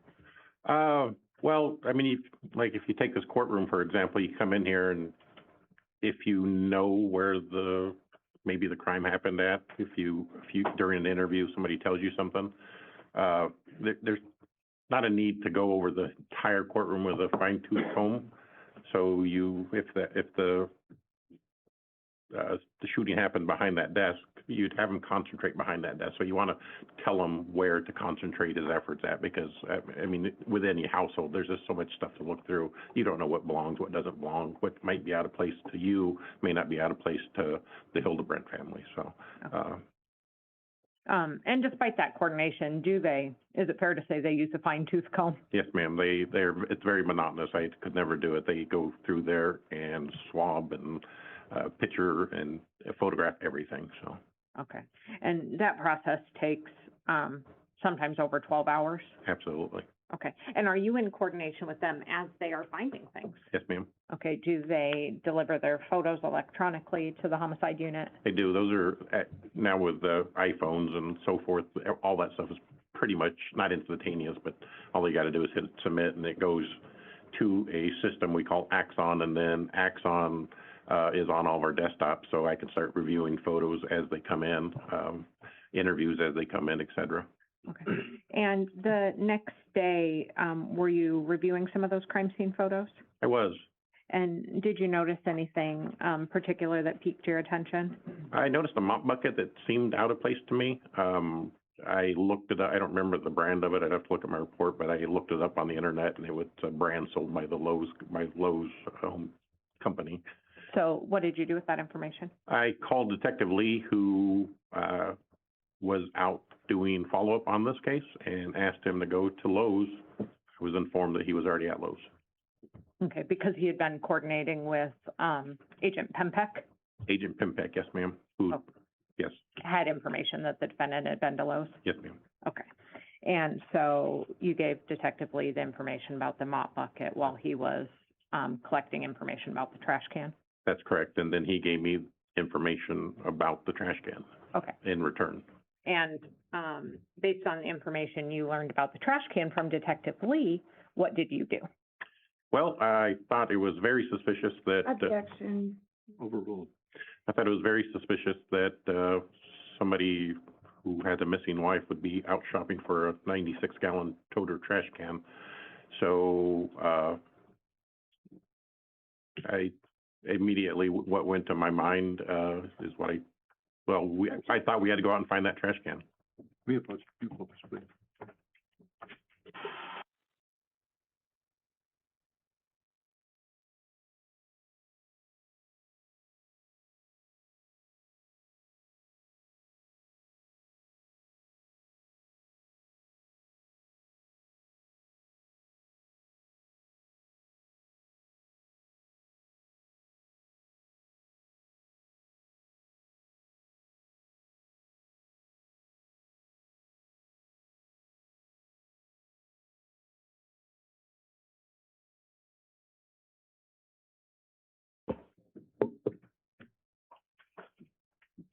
If I can approach those states exhibit 42, so you say you gotta go out and find that trash can, what do you do? So myself and Sergeant Reynolds, who was the supervisor of the homicide unit, he made it back that day, and so we drove out to Alpine Apartments to look for that trash can. We told Detective Lee to meet us there. We all met at the Alpine Apartments. Initially, we looked for the trash can in the apartment complex, and we found a lot of trash cans that people used of kind of similar size, but none of them were brand new. Clearly, all of them were old, stinky trash cans, and so we didn't pay really attention to them because they were, I mean, it's clear everybody has a trash can and knows what an old, stinky trash can looks like. They were not the new trash can we were looking for. So at that point, we decided, well, we need to go search across the street in the wood line, and as soon as I started walking across the street, I saw the A1 lawn company truck, and lo and behold, they had a 96-gallon brand new toter trash can in the back of their truck. Okay, and is Exhibit 42 how you saw it? Yes, ma'am, this is exactly how we found it. Okay. And then I think we've heard from Detective Aldridge and the people that collected it and processed it. After that, about what time in the day is that on Thursday, the 10th? I think that's about 1 o'clock in the afternoon. Okay. What's the, we talked a little bit about the coordination with Lowe's. The jury's heard about the coordination with Fred Meyers. Mhm. Mr. Hildebrand told you he went to Brown Jug on the Sunday after his Yes. wife was missing as well? Mhm. Did you do anything to follow up on that? Detective Elby did, actually, but ultimately I received video from Roy Chappell, who is the head of security for all the Brown Jugs in Alaska, and he has access to all the video, and he has access to the receipts, the digital receipts. Ultimately, he sent me a video of interest from that store, the warehouse store over on Old Seward, 4140 Old Seward, whatever it is. Okay, did he actually send you two videos, one from the inside and one from the exit? He sent me quite a few videos, but the two most interesting ones were of Zarrius Hildabrand buying alcohol and a 2-liter of Coke about 4 o'clock. I think it's closer to 4:30 on the video. Objection. Overruled. Okay, let me just walk you through it a little bit. Yes. The jury heard Detective Elby testify that he coordinated with Mr. Chappelle, is that his name? Chappell, Roy Chappell. Roy Chappell. Yes, ma'am. And then does APD use a system for gathering evidence from citizens? They do. So that Axon that I was talking about earlier, basically, if you have a Ring video at your house, and normally those Ring videos, you can look at them on your phone. So you see a clip of interest, what I'm going to do, I'll send you a link to Axon. You'll download your video of interest to Axon, and then I'll give you under the case numbers, I'll embed it in that link. And then when you, as a witness or as a citizen that lives nearby or whatever, sends that video in, that video goes directly to my Axon case file. So in this case file, there's thousands of videos from crime scene, from the traffic cameras. They all go in that same case file. So what Detective Elby did was send him a link with my name on it, and then it uploaded under my name, basically. Okay, and so you received the videos from Yeah, so once Mr. the video comes in, then on my email, I get a alert, basically. It says, hey, you just got a video from Roy Chappell at the Brown Jug. Okay, Objection. and Overruled. have you been in that Brown Jug warehouse? Yes, ma'am, I have. Okay, and have you seen Mr. Hildebrand? Yes, ma'am, I have. Okay, does the video appear to be what it purports to be, a video from the inside and the exit of Brown Jug? It does, yes. And is there a timestamp on the exit video? Yes, ma'am. Objection. Overruled. And Approach, please.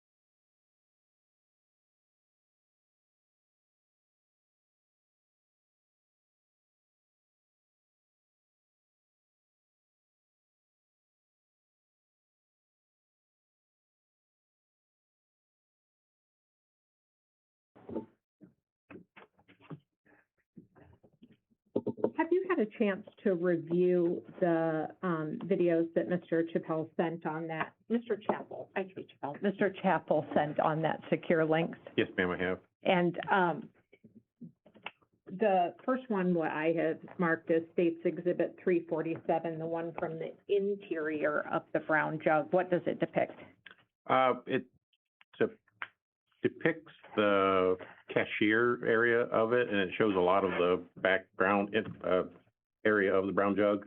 And then ultimately, just before 4:30, about 4:29, it shows Zarrius Hildabrand walking from the back. You don't actually see where he selects the items, but he comes up with a bottle of liquor and a bottle of a 2-liter bottle of soda of Coke. I can't recognize what kind of liquor it is, but I'm a big Coke drinker, so definitely a 2-liter of Coca-Cola.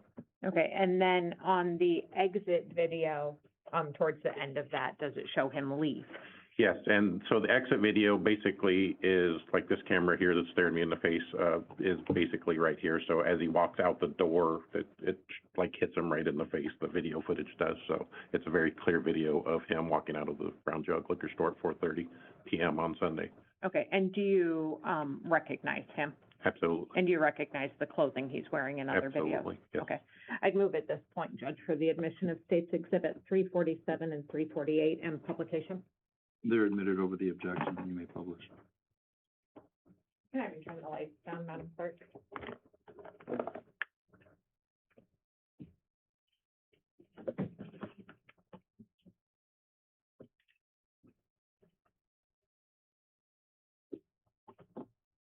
So this is 347. Is there any audio on this? No, ma'am, Video. there's not.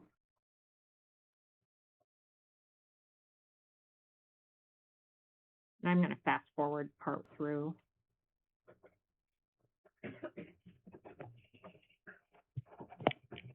Do you see Mr. Hildabrand in this frame?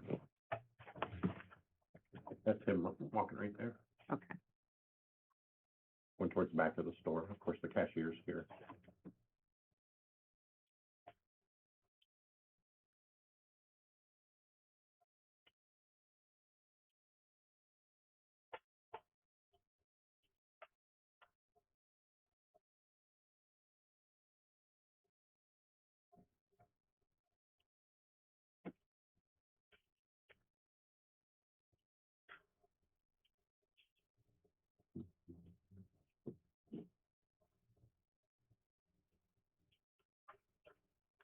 Is he still in that second aisle there?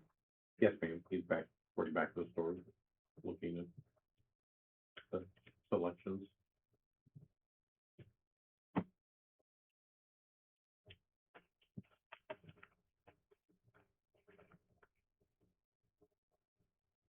I'm going to move forward a little more.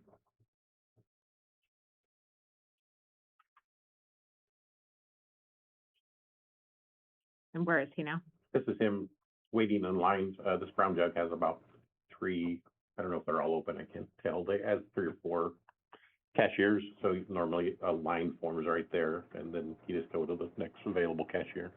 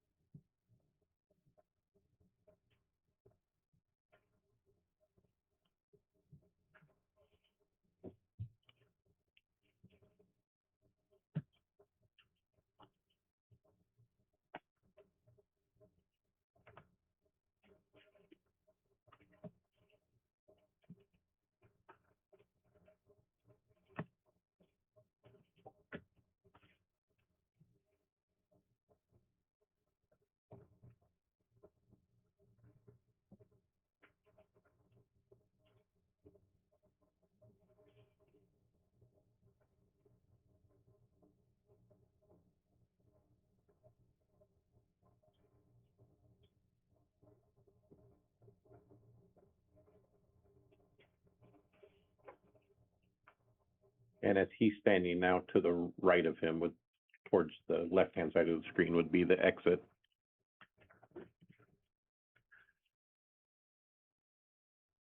So it's about, from this area right here, it's about a 15-foot to the next camera where he's caught leaving the store.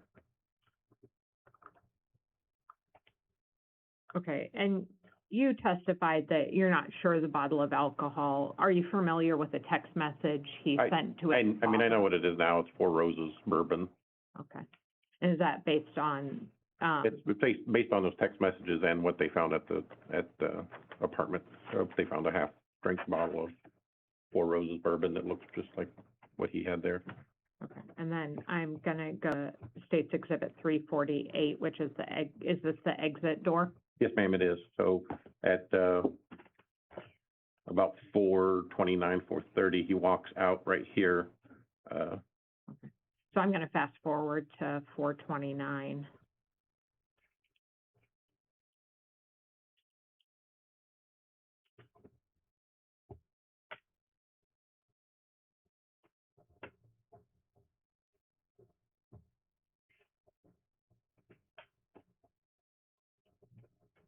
Oh, sorry, I brought it back.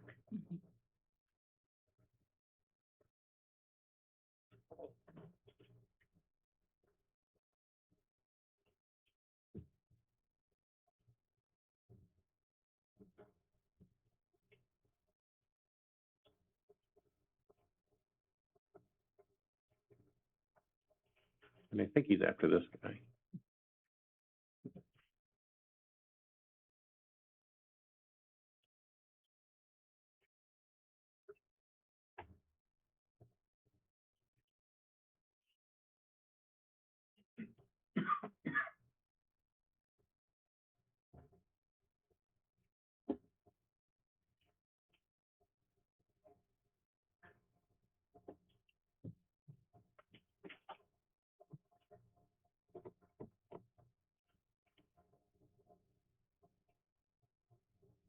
I think it started over again. Oh, that was my fault, I apologize.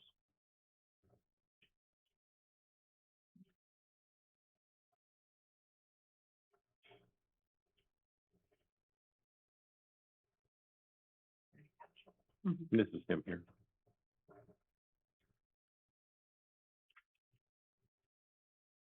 So right at 30 and 12 seconds. Yes, ma'am. Okay, and just to kind of put that in the time frame of his day on the 7th, or I'm sorry, on the 6th, on the Sunday, you know, we talked with Detective Lee about those trips to Fred Meyer's. Had he been to Lowe's yet at this time? No, he has not. Okay, so The Lowe's trip was closer to 8 o'clock. okay, so at the point that he's buying the Four Roses and the alcohol, presumably Saria's body's still in the apartment? Yes.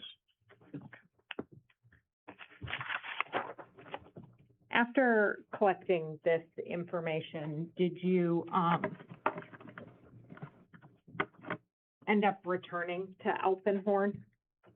I did, yes, ma'am. Okay, and why did you return to Alpenhorn? To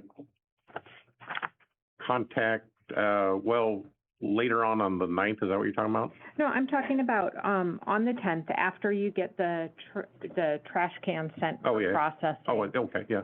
So on the 10th, did you get a call from either Detective Chakowski or Officer Muma? Yes, ma'am, I did. Okay, It was and what was the, Detective Chakowski, sorry. okay, and what was the nature of that call? He said he found, Okay, had Saria's body been recovered? I was informed it was. Did you go to that It was location? found. It wasn't recovered yet, but it was found. Okay, did you go to that location? Yes, ma'am, I did. Okay, and what observations did you make when you went to the location? I went to a culvert or an entry to basically it would be a sewer or a storm drain in this. It's about this tall, about 3 feet tall. It's a concrete one. I think we saw pictures of it. It has a very heavy manhole cover on it, one of the big metal ones you see in the middle of the street. It was removed when I got there. Her body was still at the bottom of it, which is about a 15-foot drop from the top to the bottom. There's at the bottom of it, there's water in it running from, it'd be running north, it'd be running from the south, the Alpine Apartments, back towards the north, towards Campbell Creek. But at the bottom of it, there's this big tube, so I can only assume that once you go into that tube, then you're just in a big tunnel that comes out of Campbell Creek. But as soon as I stuck my face in there, I noticed a very strong odor of gasoline. I didn't see any indication of burning. I didn't see any indication that the gasoline was started, but there's no doubt in my mind that I smelled gasoline when I looked down there. And can you tell the jury, like, when you say no doubt in your mind, have you had the unfortunate occasion to experience the smell of decomposing bodies? Yes, ma'am. I've, just since I've been in homicide, I think I've been involved in probably 150 homicide cases. At 28 years on the street, unfortunately, patrol officers are always the first ones at any crime scene, almost 99% of the time. So even if it's not a crime scene, even if it's grandpa or grandma dying at home, the police officers have to go there and investigate that. Patrol officers are always the first one there. I've smelled, unfortunately, hundreds, if not thousands, of bodies. Also, just being any human being, we've all smelled gasoline. I knew exactly what gasoline. It wasn't decomp body, it was gasoline. I actually worked, I used to climb into gas tanks and clean them out for almost a year in between the Army and becoming a cop. I'd crawl into the big 300-foot gasoline tanks and wash them out with a power washer. So I have intimate knowledge of gasoline, and unfortunately I have intimate knowledge of what a body smells like. Okay. So I smelled gasoline when I opened up. Okay. And have you reviewed the photos of the inside of Mr. Hildabrand's vehicle? Yes, ma'am, I did. Okay. And was there a gas can in the back of his vehicle? Yes, ma'am, there was. Also in the bottom, I noticed some pillows, the same color, navy blue color. The pillowcase on it was the same navy blue color that I saw on the bed when he lifted up that corner of the mattress. It was the navy blue color underneath the mattress pad.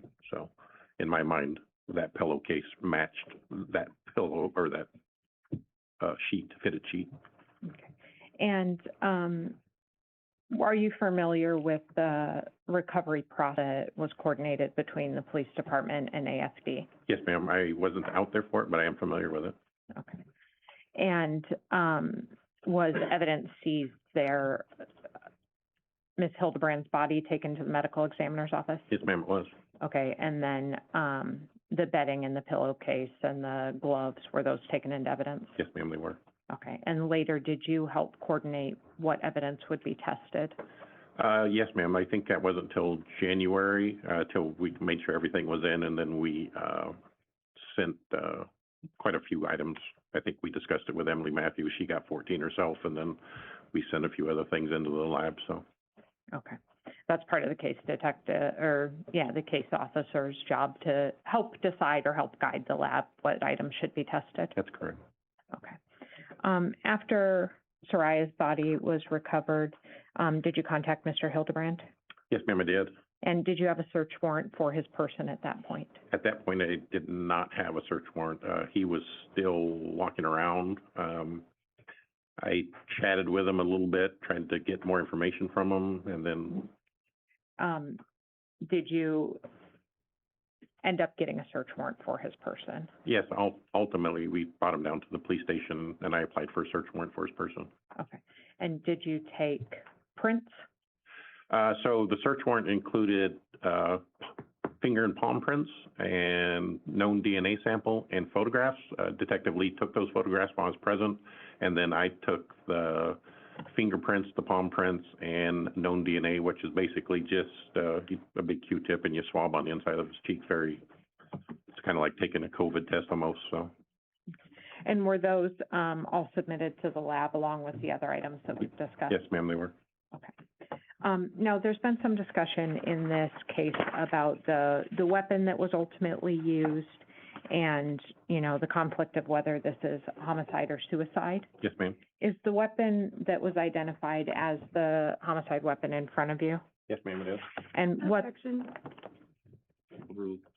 what's the number on, what the state's exhibit number on it? Not the police number, my number. Sorry.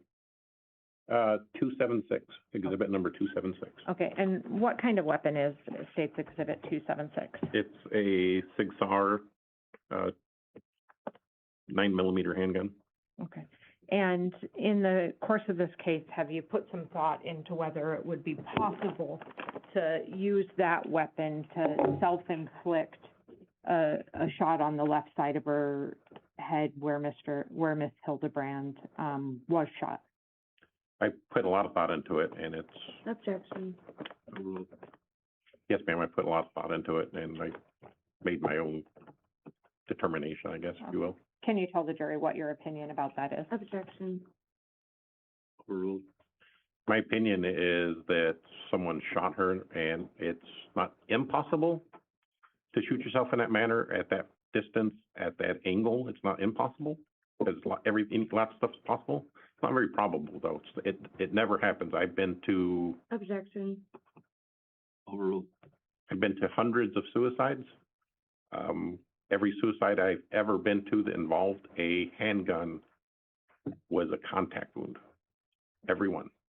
Not one time have I ever been to what we determined was a suicide that it wasn't a contact wound, meaning the gun was pressed against the person's, not necessarily skin, but their hat or their hoodie or their body. It was pressed against them.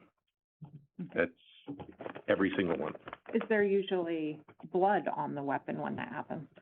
Every single suicide that I've ever been to, in my experience, 28 years on the force, every one, there's always blood.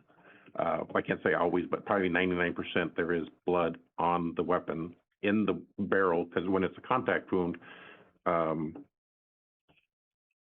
blood actually comes back into the barrel after the gases expand and pushes blood into the barrel normally. I'm going to approach this one and give that with what I've marked for identification as State's Exhibit 352.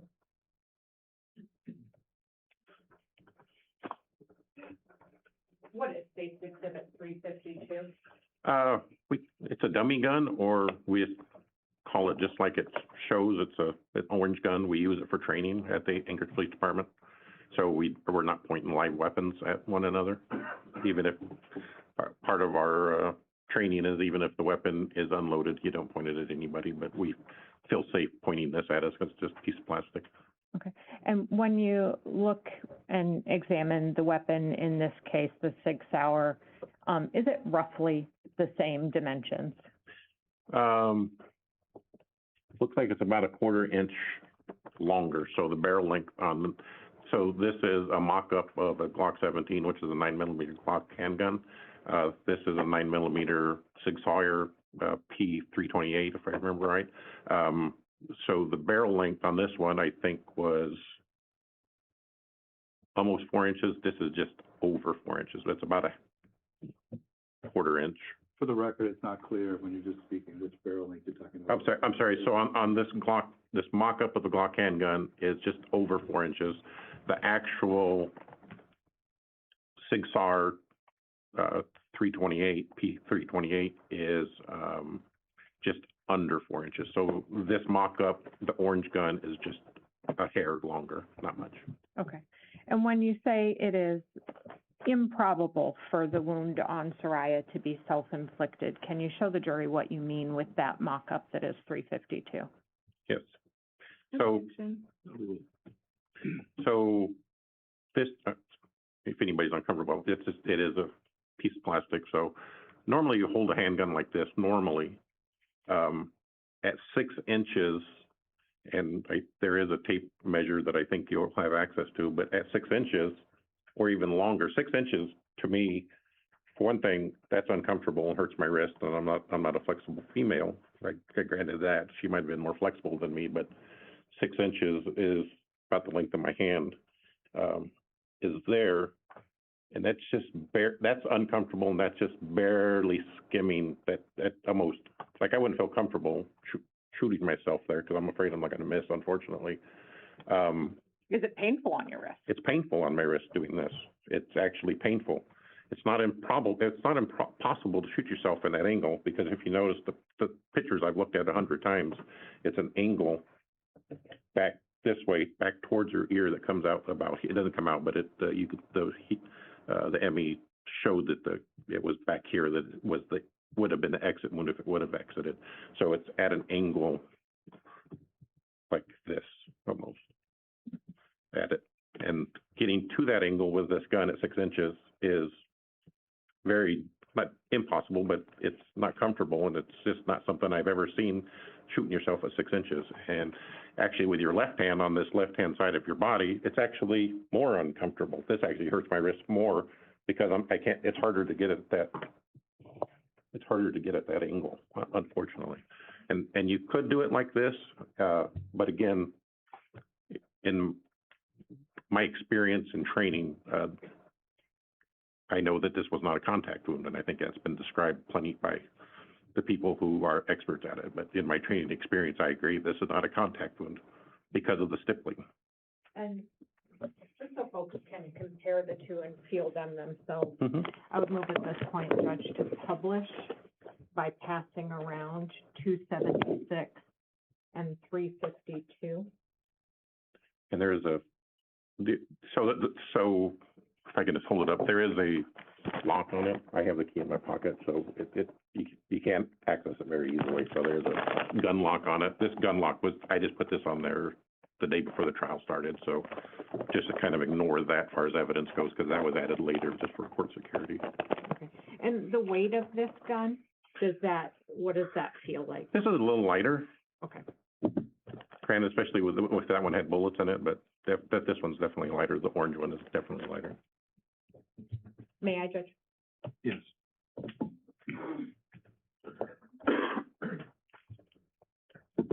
And the 276 will not go back with the jury, but I wouldn't. No, typically the guns do not. If you want to look at, 276 being the gun, you're giving an opportunity to look at it here, but typically if you wanted to take a look at that during your deliberations, you would be brought back in here. The gun would be sitting on a table and you could pass by and look at it. Okay. And I would move for 352 to go back with the caveat that, of the dimension difference. So I'd move for the admission of 352. May we approach? Yes.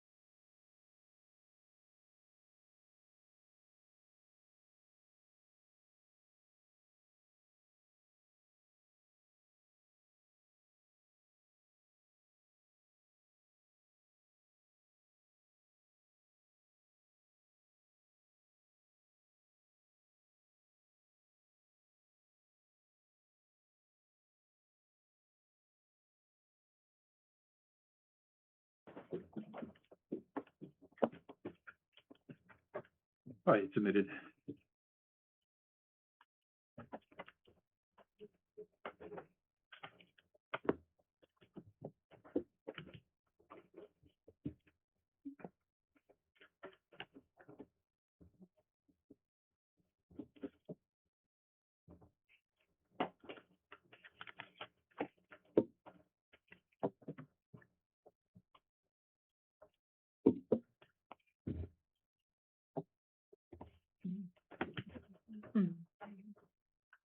Mm-hmm.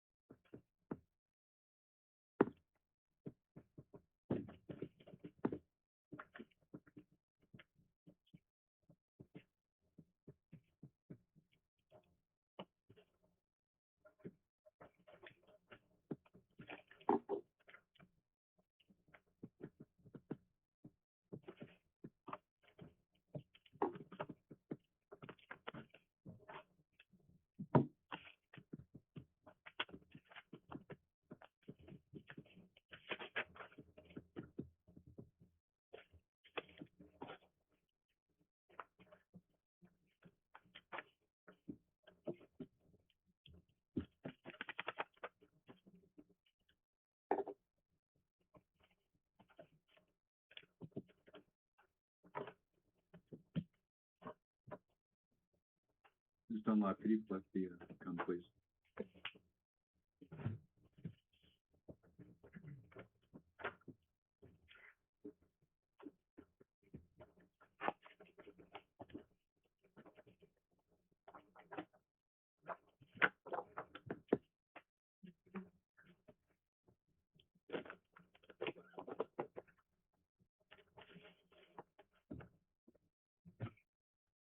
Those are all my questions, Judge.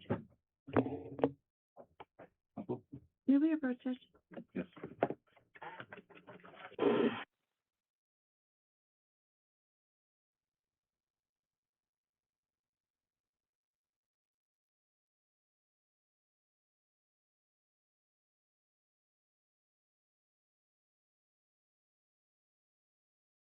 We're going to take a break before cross-examination. I'll have you back here in about 15 minutes. Please don't discuss the case.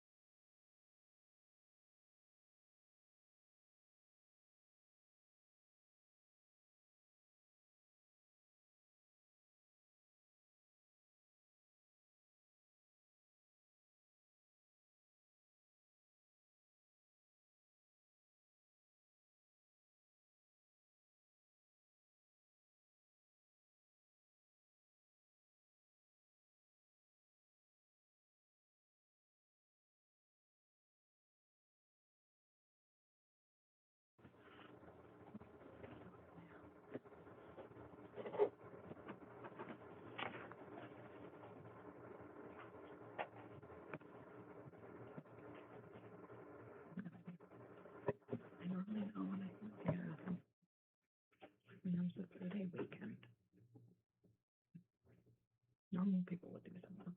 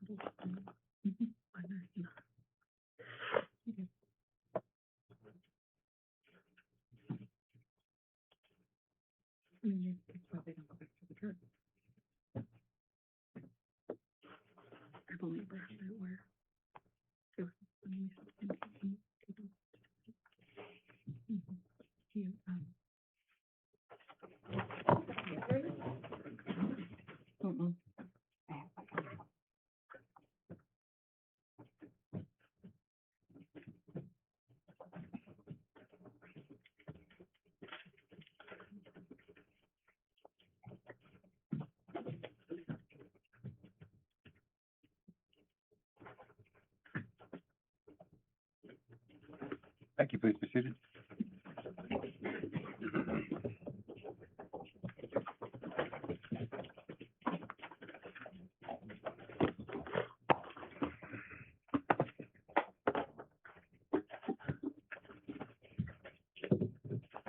Thank you, Judge.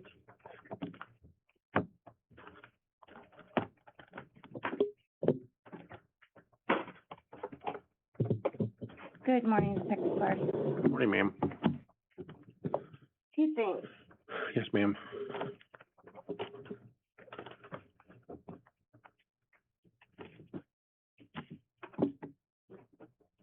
You said you've been a detective for approximately 20 years, correct? No, ma'am, I didn't. I said I've been a police officer for 28 years. I've been a detective for 6 years, and in between that, I was an FBI, I was sworn in as a federal agent for 6 years. So I've been a detective 5 years, since June of 21. At any time during your law enforcement career, Mm-hmm. did you ever receive any training on what confirmation bias is? Confirmation bias? I've heard that term. I don't remember what it means. Okay. I don't know that I've had training on it, though, if that was your question, though, ma'am. You've never had training on confirmation bias? Okay.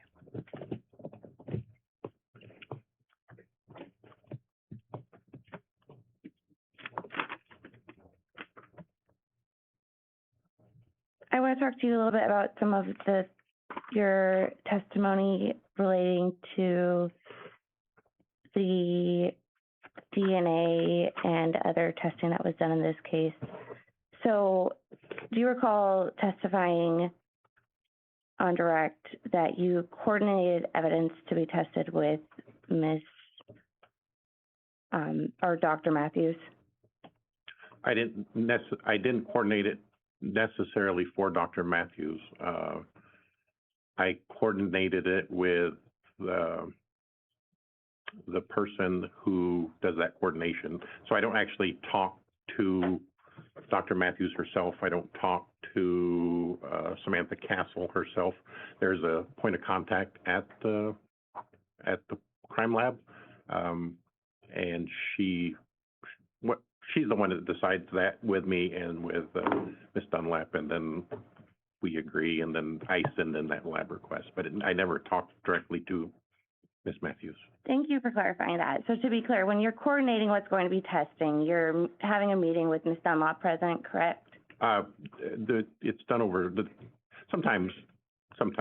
In this instance, it was done over Zoom, like a Zoom meeting. Teams? Teams, possibly, yes. I'm the IT guy, yes.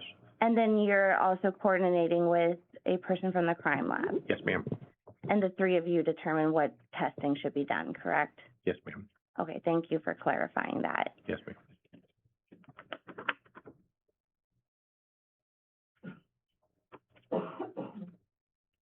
I noted you testified at the beginning of your investigation in this case, you were not essentially investigating homicide necessarily. You were investigating missing person, correct? A suspicious missing person, yes, ma'am. Okay.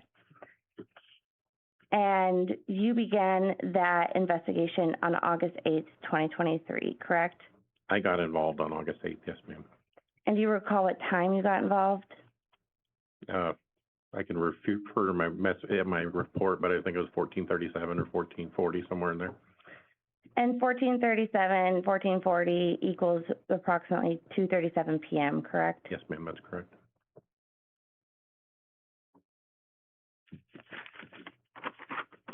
And we heard a little bit about how you had a conversation with the district attorney's office about seizing the Hildabrand apartment, and that was on August 9th, correct? Yes, ma'am, that sounds correct. At 1500.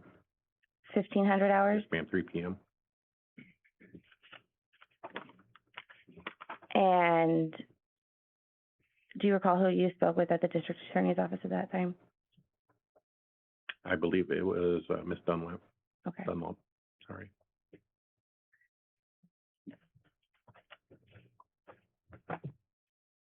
And that was on the phone?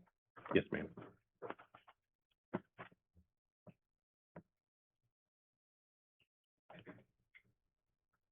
So at 3 p.m. you had this conversation with Ms. Dunlop, and and you made the decision to seize the apartment, and then at approximately 9:03 p.m. you applied for your search warrant on August 9th, 2023, correct? That sounds about right. I don't remember the exact time, but I can look in my report if you need the exact time. Would that refresh your recollection? For the exact time, but it was about 9 o'clock p.m. or 2100. Do you want the exact time? Yes. Okay.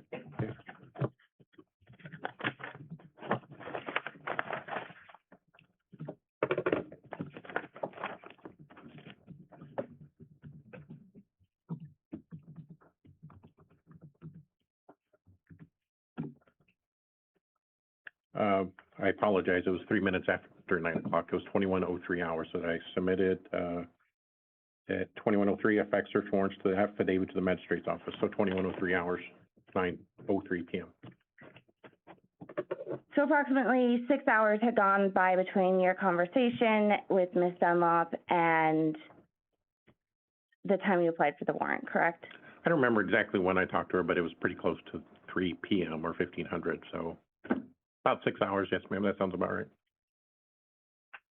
From the decision to seize the apartment at 1500 to the time that I applied for the warrants or that I sent the warrants to the magistrate's office via fax was 6 hours, 3 minutes.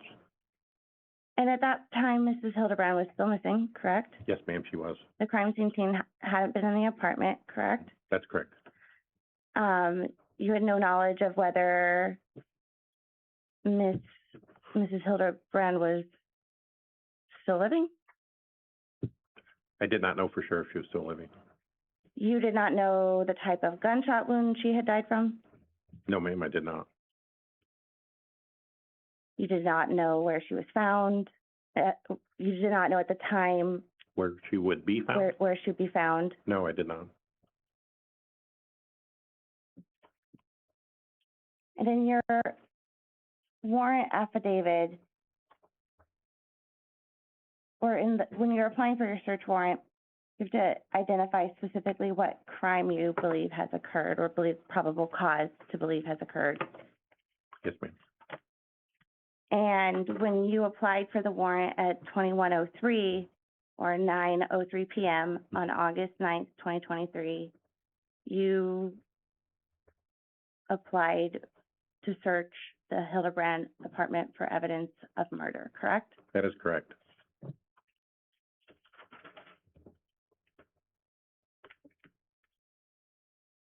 And that was again after you spoke with Ms. Dunlop. Yes.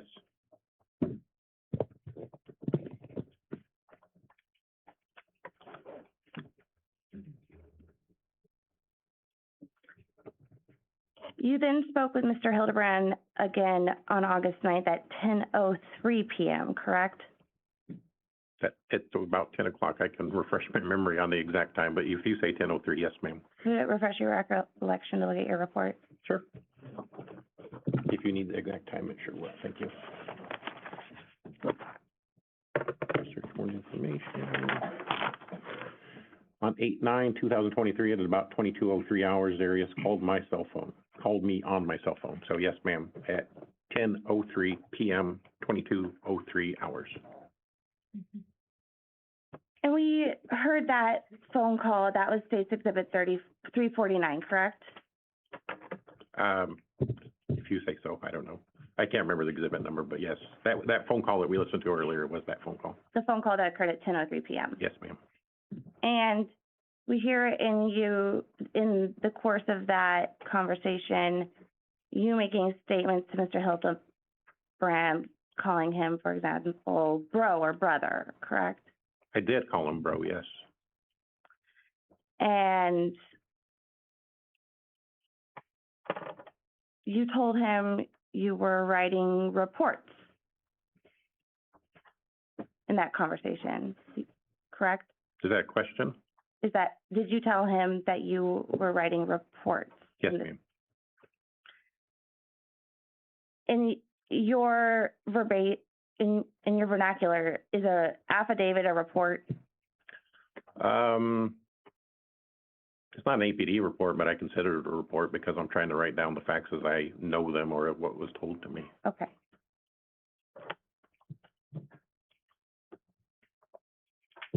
And I imagine at some point during that day, I was taking notes and working towards writing my final draft of my report. So Okay. I like to try to keep on top of it so I can get these exact times correct. So they come up at the right time in court.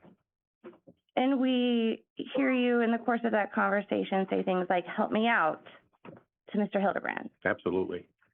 Mr. Hildebrand would always be the best person to ask, correct? In my opinion, yes. Okay.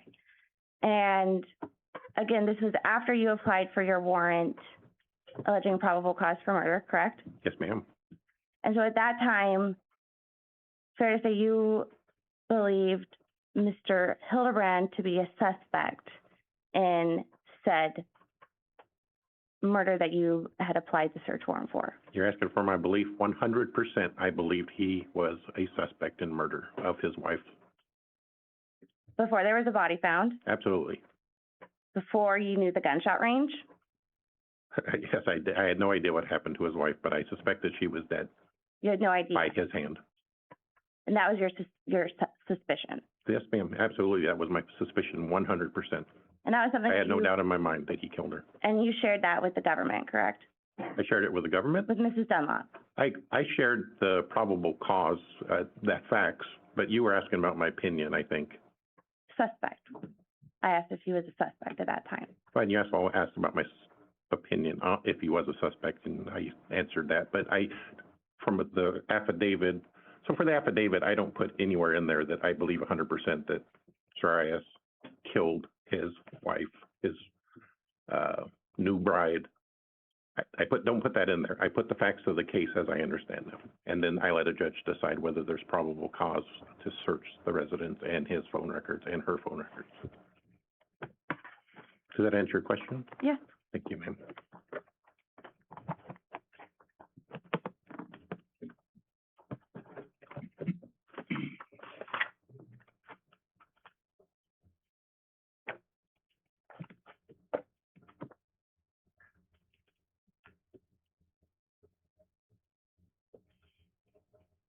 And you have sat through this whole trial, correct? Up to, I think I was here. Yes, ma'am. I think I was here for all of it. Yes, ma'am, so far.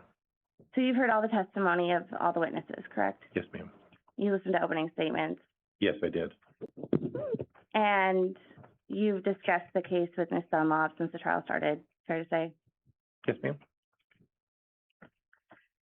And when did you have the idea to bring out the dummy gun? When did I have the idea of it? Oh, 2 or 3 days ago, probably. I mean, And- I've picked up that dummy gum numerous times myself. I discussed it with Miss Dunlop probably 2 or 3 days ago. But years ago, 3 years ago almost, I picked up that same dummy gum that sits in my sergeant's office and tried to shoot myself in the head. Okay. And that dummy gun is obviously not the same length as No. the firearm that is a real gun that is in the box in front of you, correct? It's not the same length, it's just a bit longer and a bit lighter, so, but I don't like pointing real guns at my head, and I don't have a dummy gun of a SIG Sawyer pistol, so that's just the best I could come up with. But it's very close. I think everybody who looked at them, you can compare them, they're within quarter inch of one another.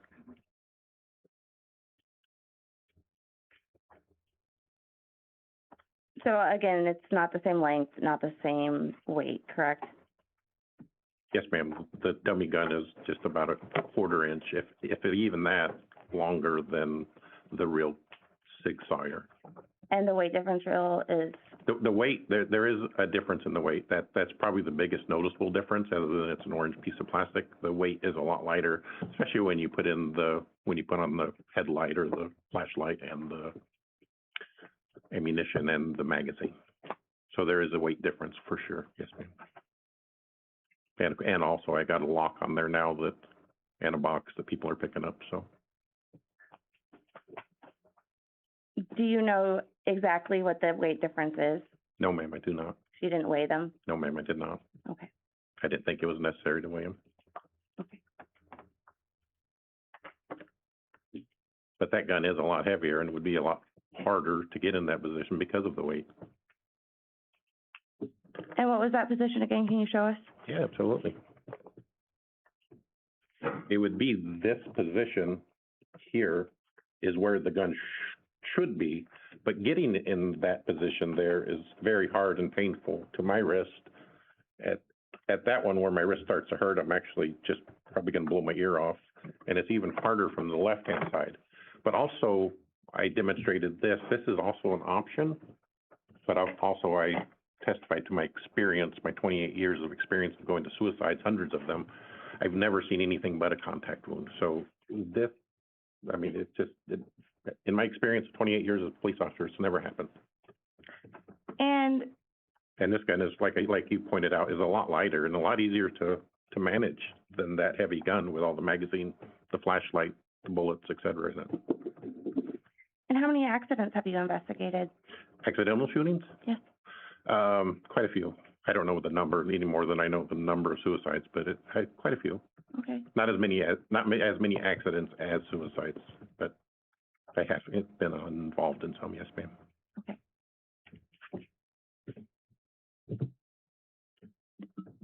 Can you just, I believe you testified with Ms. Dunlop that your opinion was that the line of fire, essentially, the wound was up and to the left, correct? I don't know that I ever said up. It almost looks like it, to me, by looking at the wound, it almost looks like it's, if I'm looking straight ahead with my head, it almost looks like it's a downward angle to me. Okay. Not a lot, but slightly. And to her left, to the shooter's right. Yes, so that direction, towards her left. And that's just based on your training and experience, correct? Yes, ma'am. Okay.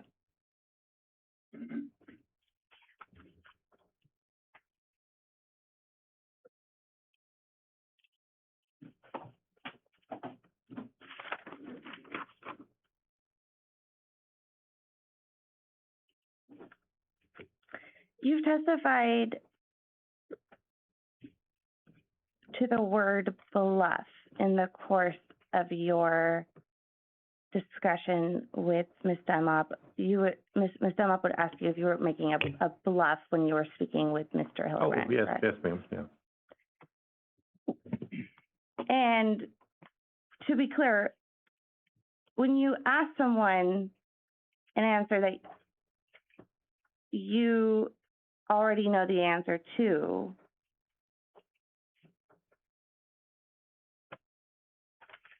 do you feel that implies some element of untruthfulness to the person you're talking to? On my part? Yes. Yes, absolutely. I suspected that there was no cameras out there. I wasn't sure, because it had been a while since I'd been to the Alpine Apartments to look for cameras, and also citizens love to put cameras up nowadays for look at their cars or whatever. So I wasn't totally convinced there wasn't evidence, but when I said that, I lied to your client. So you lied. Yes, ma'am. And you lie a lot to people when you're discussing cases with them. Is that fair to say? A lot might be a strong word. I don't think it's a lot. You're trained to lie in the course of an investigation as a way to solicit what you think is important information, correct? I'm also trained to tell the truth and tell them the facts, but if I need to lie to somebody to get them to tell the truth, to get past their blatant lies, in my opinion, then I do lie to them, yes, ma'am. So, fair to say, in your opinion, are you a convincing liar? Am I a convincing liar? Do you believe yourself to be a convincing liar when you lie in the course of your employment? Not always, no, ma'am. Okay. And when you're bluffing, what you're really doing is you're telling a lie, correct? I'm bluffing. Well, in this case, I don't know that it's a lie. It's just an unknown fact, because I didn't know. But I certainly told the truth that we're going to look for video, and I thought that would warrant some kind of response from him, because he's going to start thinking, oh, they're going to look at video, and they're going to see exactly what happened. They're going to see what I did on Sunday. They're going to see what I didn't do on Sunday. So it wasn't necessarily a lie, but because I wasn't sure. But I didn't have any hesitation. Even if I knew there was no cameras, I would have said the same thing. You were lied. Yes, ma'am. Without hesitation. Yes, ma'am.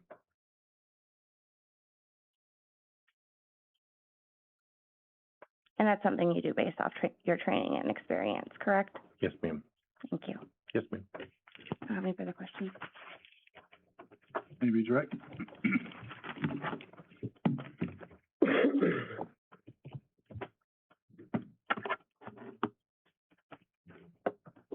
Detective, you were asked about confirmation bias. Whether you call it that or not, have you had training on being objective and fair? Yes, ma'am, absolutely. Have you had training on not beginning an investigation with a preconceived notion? Yes, ma'am, absolutely. And I think it was pretty evident in this case by the fact that the report was done Monday and I didn't arrest him until 3 days later. Okay. I wanted to give him every opportunity to help us out. And I want to talk with you about that warrant affidavit. You were asked kind of about the time between making the decision to seize the apartment and applying for the warrant. Yes, ma'am. Were you writing reports during that time? I was working on my report, and of course, I was writing the affidavit, which is a fairly long form, and then there's the warrants themselves that you have to, it's another form. There's just a number of forms, so I don't type well, so 6 hours is pretty generous as far as applying for 3 warrants. Your warrant is including not every fact, but many of the facts that you have in your investigation. Yes, ma'am, I try to be fair as I can. I even put facts in there often that would discredit what I think, but I add them in there so a fair and impartial judge can look at them and like, oh, this looks like there's probable cause to search that residence. Okay, and you were applying for a warrant for the residents and for both of their phones? That's correct, ma'am. Okay, and it's not the DA's office that decides if you have probable cause, is it? No, ma'am, not at all. It's a magistrate or a judge. Okay, and you submitted that warrant to a judicial officer? Yes, ma'am, I did. Who approved it? Yes. Okay, and based on the information that you had at the time, you knew that Saria Hildabrand had gone missing? I did. That her husband waited over 30 hours to report her? That's correct. that he was inconsistent about what time she left for work vis-a-vis the text message versus her phone being there. That's correct. That he had apparently sent a text message calling her into work. That's correct. Okay. And that he was the last one that was seen with her alive? That's correct. And that there was a gunshot that went off the night before, or the night shortly after she was seen alive? Yes, ma'am. Okay. And you relayed all that to the magistrate? Yes, ma'am, I did. Okay. And you also had information that he had purchased new bedding? Yes, ma'am, I did. Okay. At the point you applied for the search warrant, did you know about the trash can from Lowe's yet? No, ma'am, I didn't. Okay. But all the other things that I've outlaid, you put into your search warrant? I did, absolutely. Okay. And that the defendant had also lied about what he purchased at Fred Meyer's? That's correct. Okay. And the amount of times he went to Fred Meyer. Okay.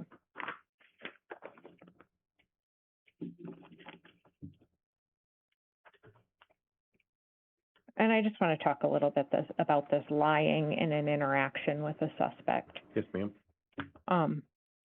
Were you attempting to get him to admit what had happened? Absolutely, yes, I was. Okay. And would him believing that there were cameras that were going to catch what had happened aid in that? I thought at the time it would have, and it certainly has helped in the past because people go from, I don't know what happened to, this is what happened. Okay. And did you actually see that in the course of your conversation? Absolutely. With He Mr. told me, Hildabrand? he started with one story that I stayed at home all day. I vegetated. I sat on the couch. I did nothing. I watched my wife walk out of the apartment at 10 o'clock. I waited until 9 or 10 o'clock that night, and then I drove to Bread and Brew. And that's really all he told me. Then when I told him, well, what about the cameras we're going to look at? Oh, well, maybe I went out. I went out and bought ingredients for avocado salad. I went to the Brown Jug and bought a bottle of liquor and a 2-liter bottle of Coke. And I don't think he would have even told me that if I wouldn't have lied to him or bluffed or whatever you want to call it. So, yes, ma'am, I was trying to get him to admit what I suspected happened. Okay. And I think that's all the questions I have for you. Thank you, very much. Detective. Thank you, Detective. Thank you, sir. Thank you for your time.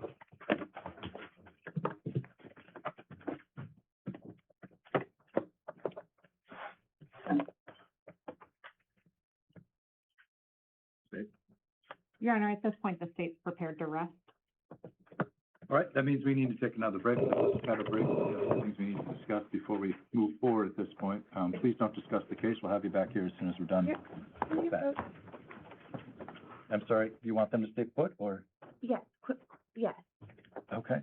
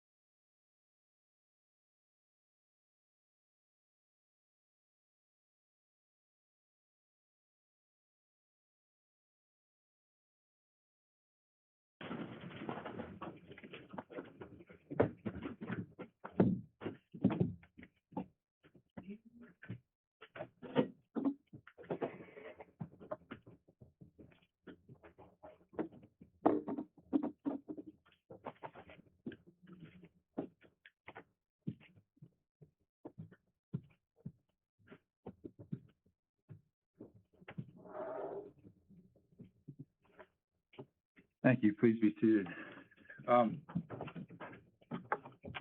Counsel, you approach again, please.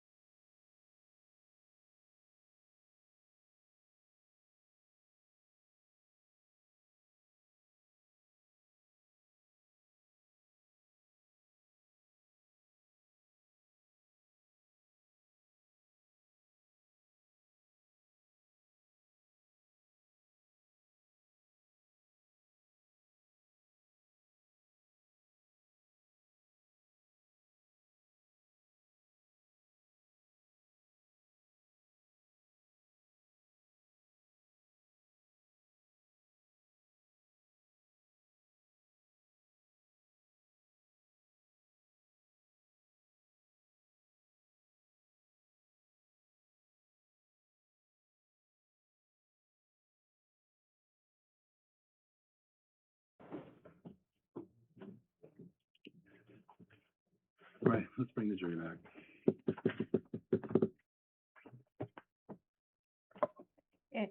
I want to be clear, I'd just say, I don't know if I have a rebuttal case or not. I will be prepared, but without knowing who their witnesses are. I'm not gonna overpromise. To the jury? Right. I I don't know if I have a rebuttal because I don't know anything about what they're gonna do yet. understand.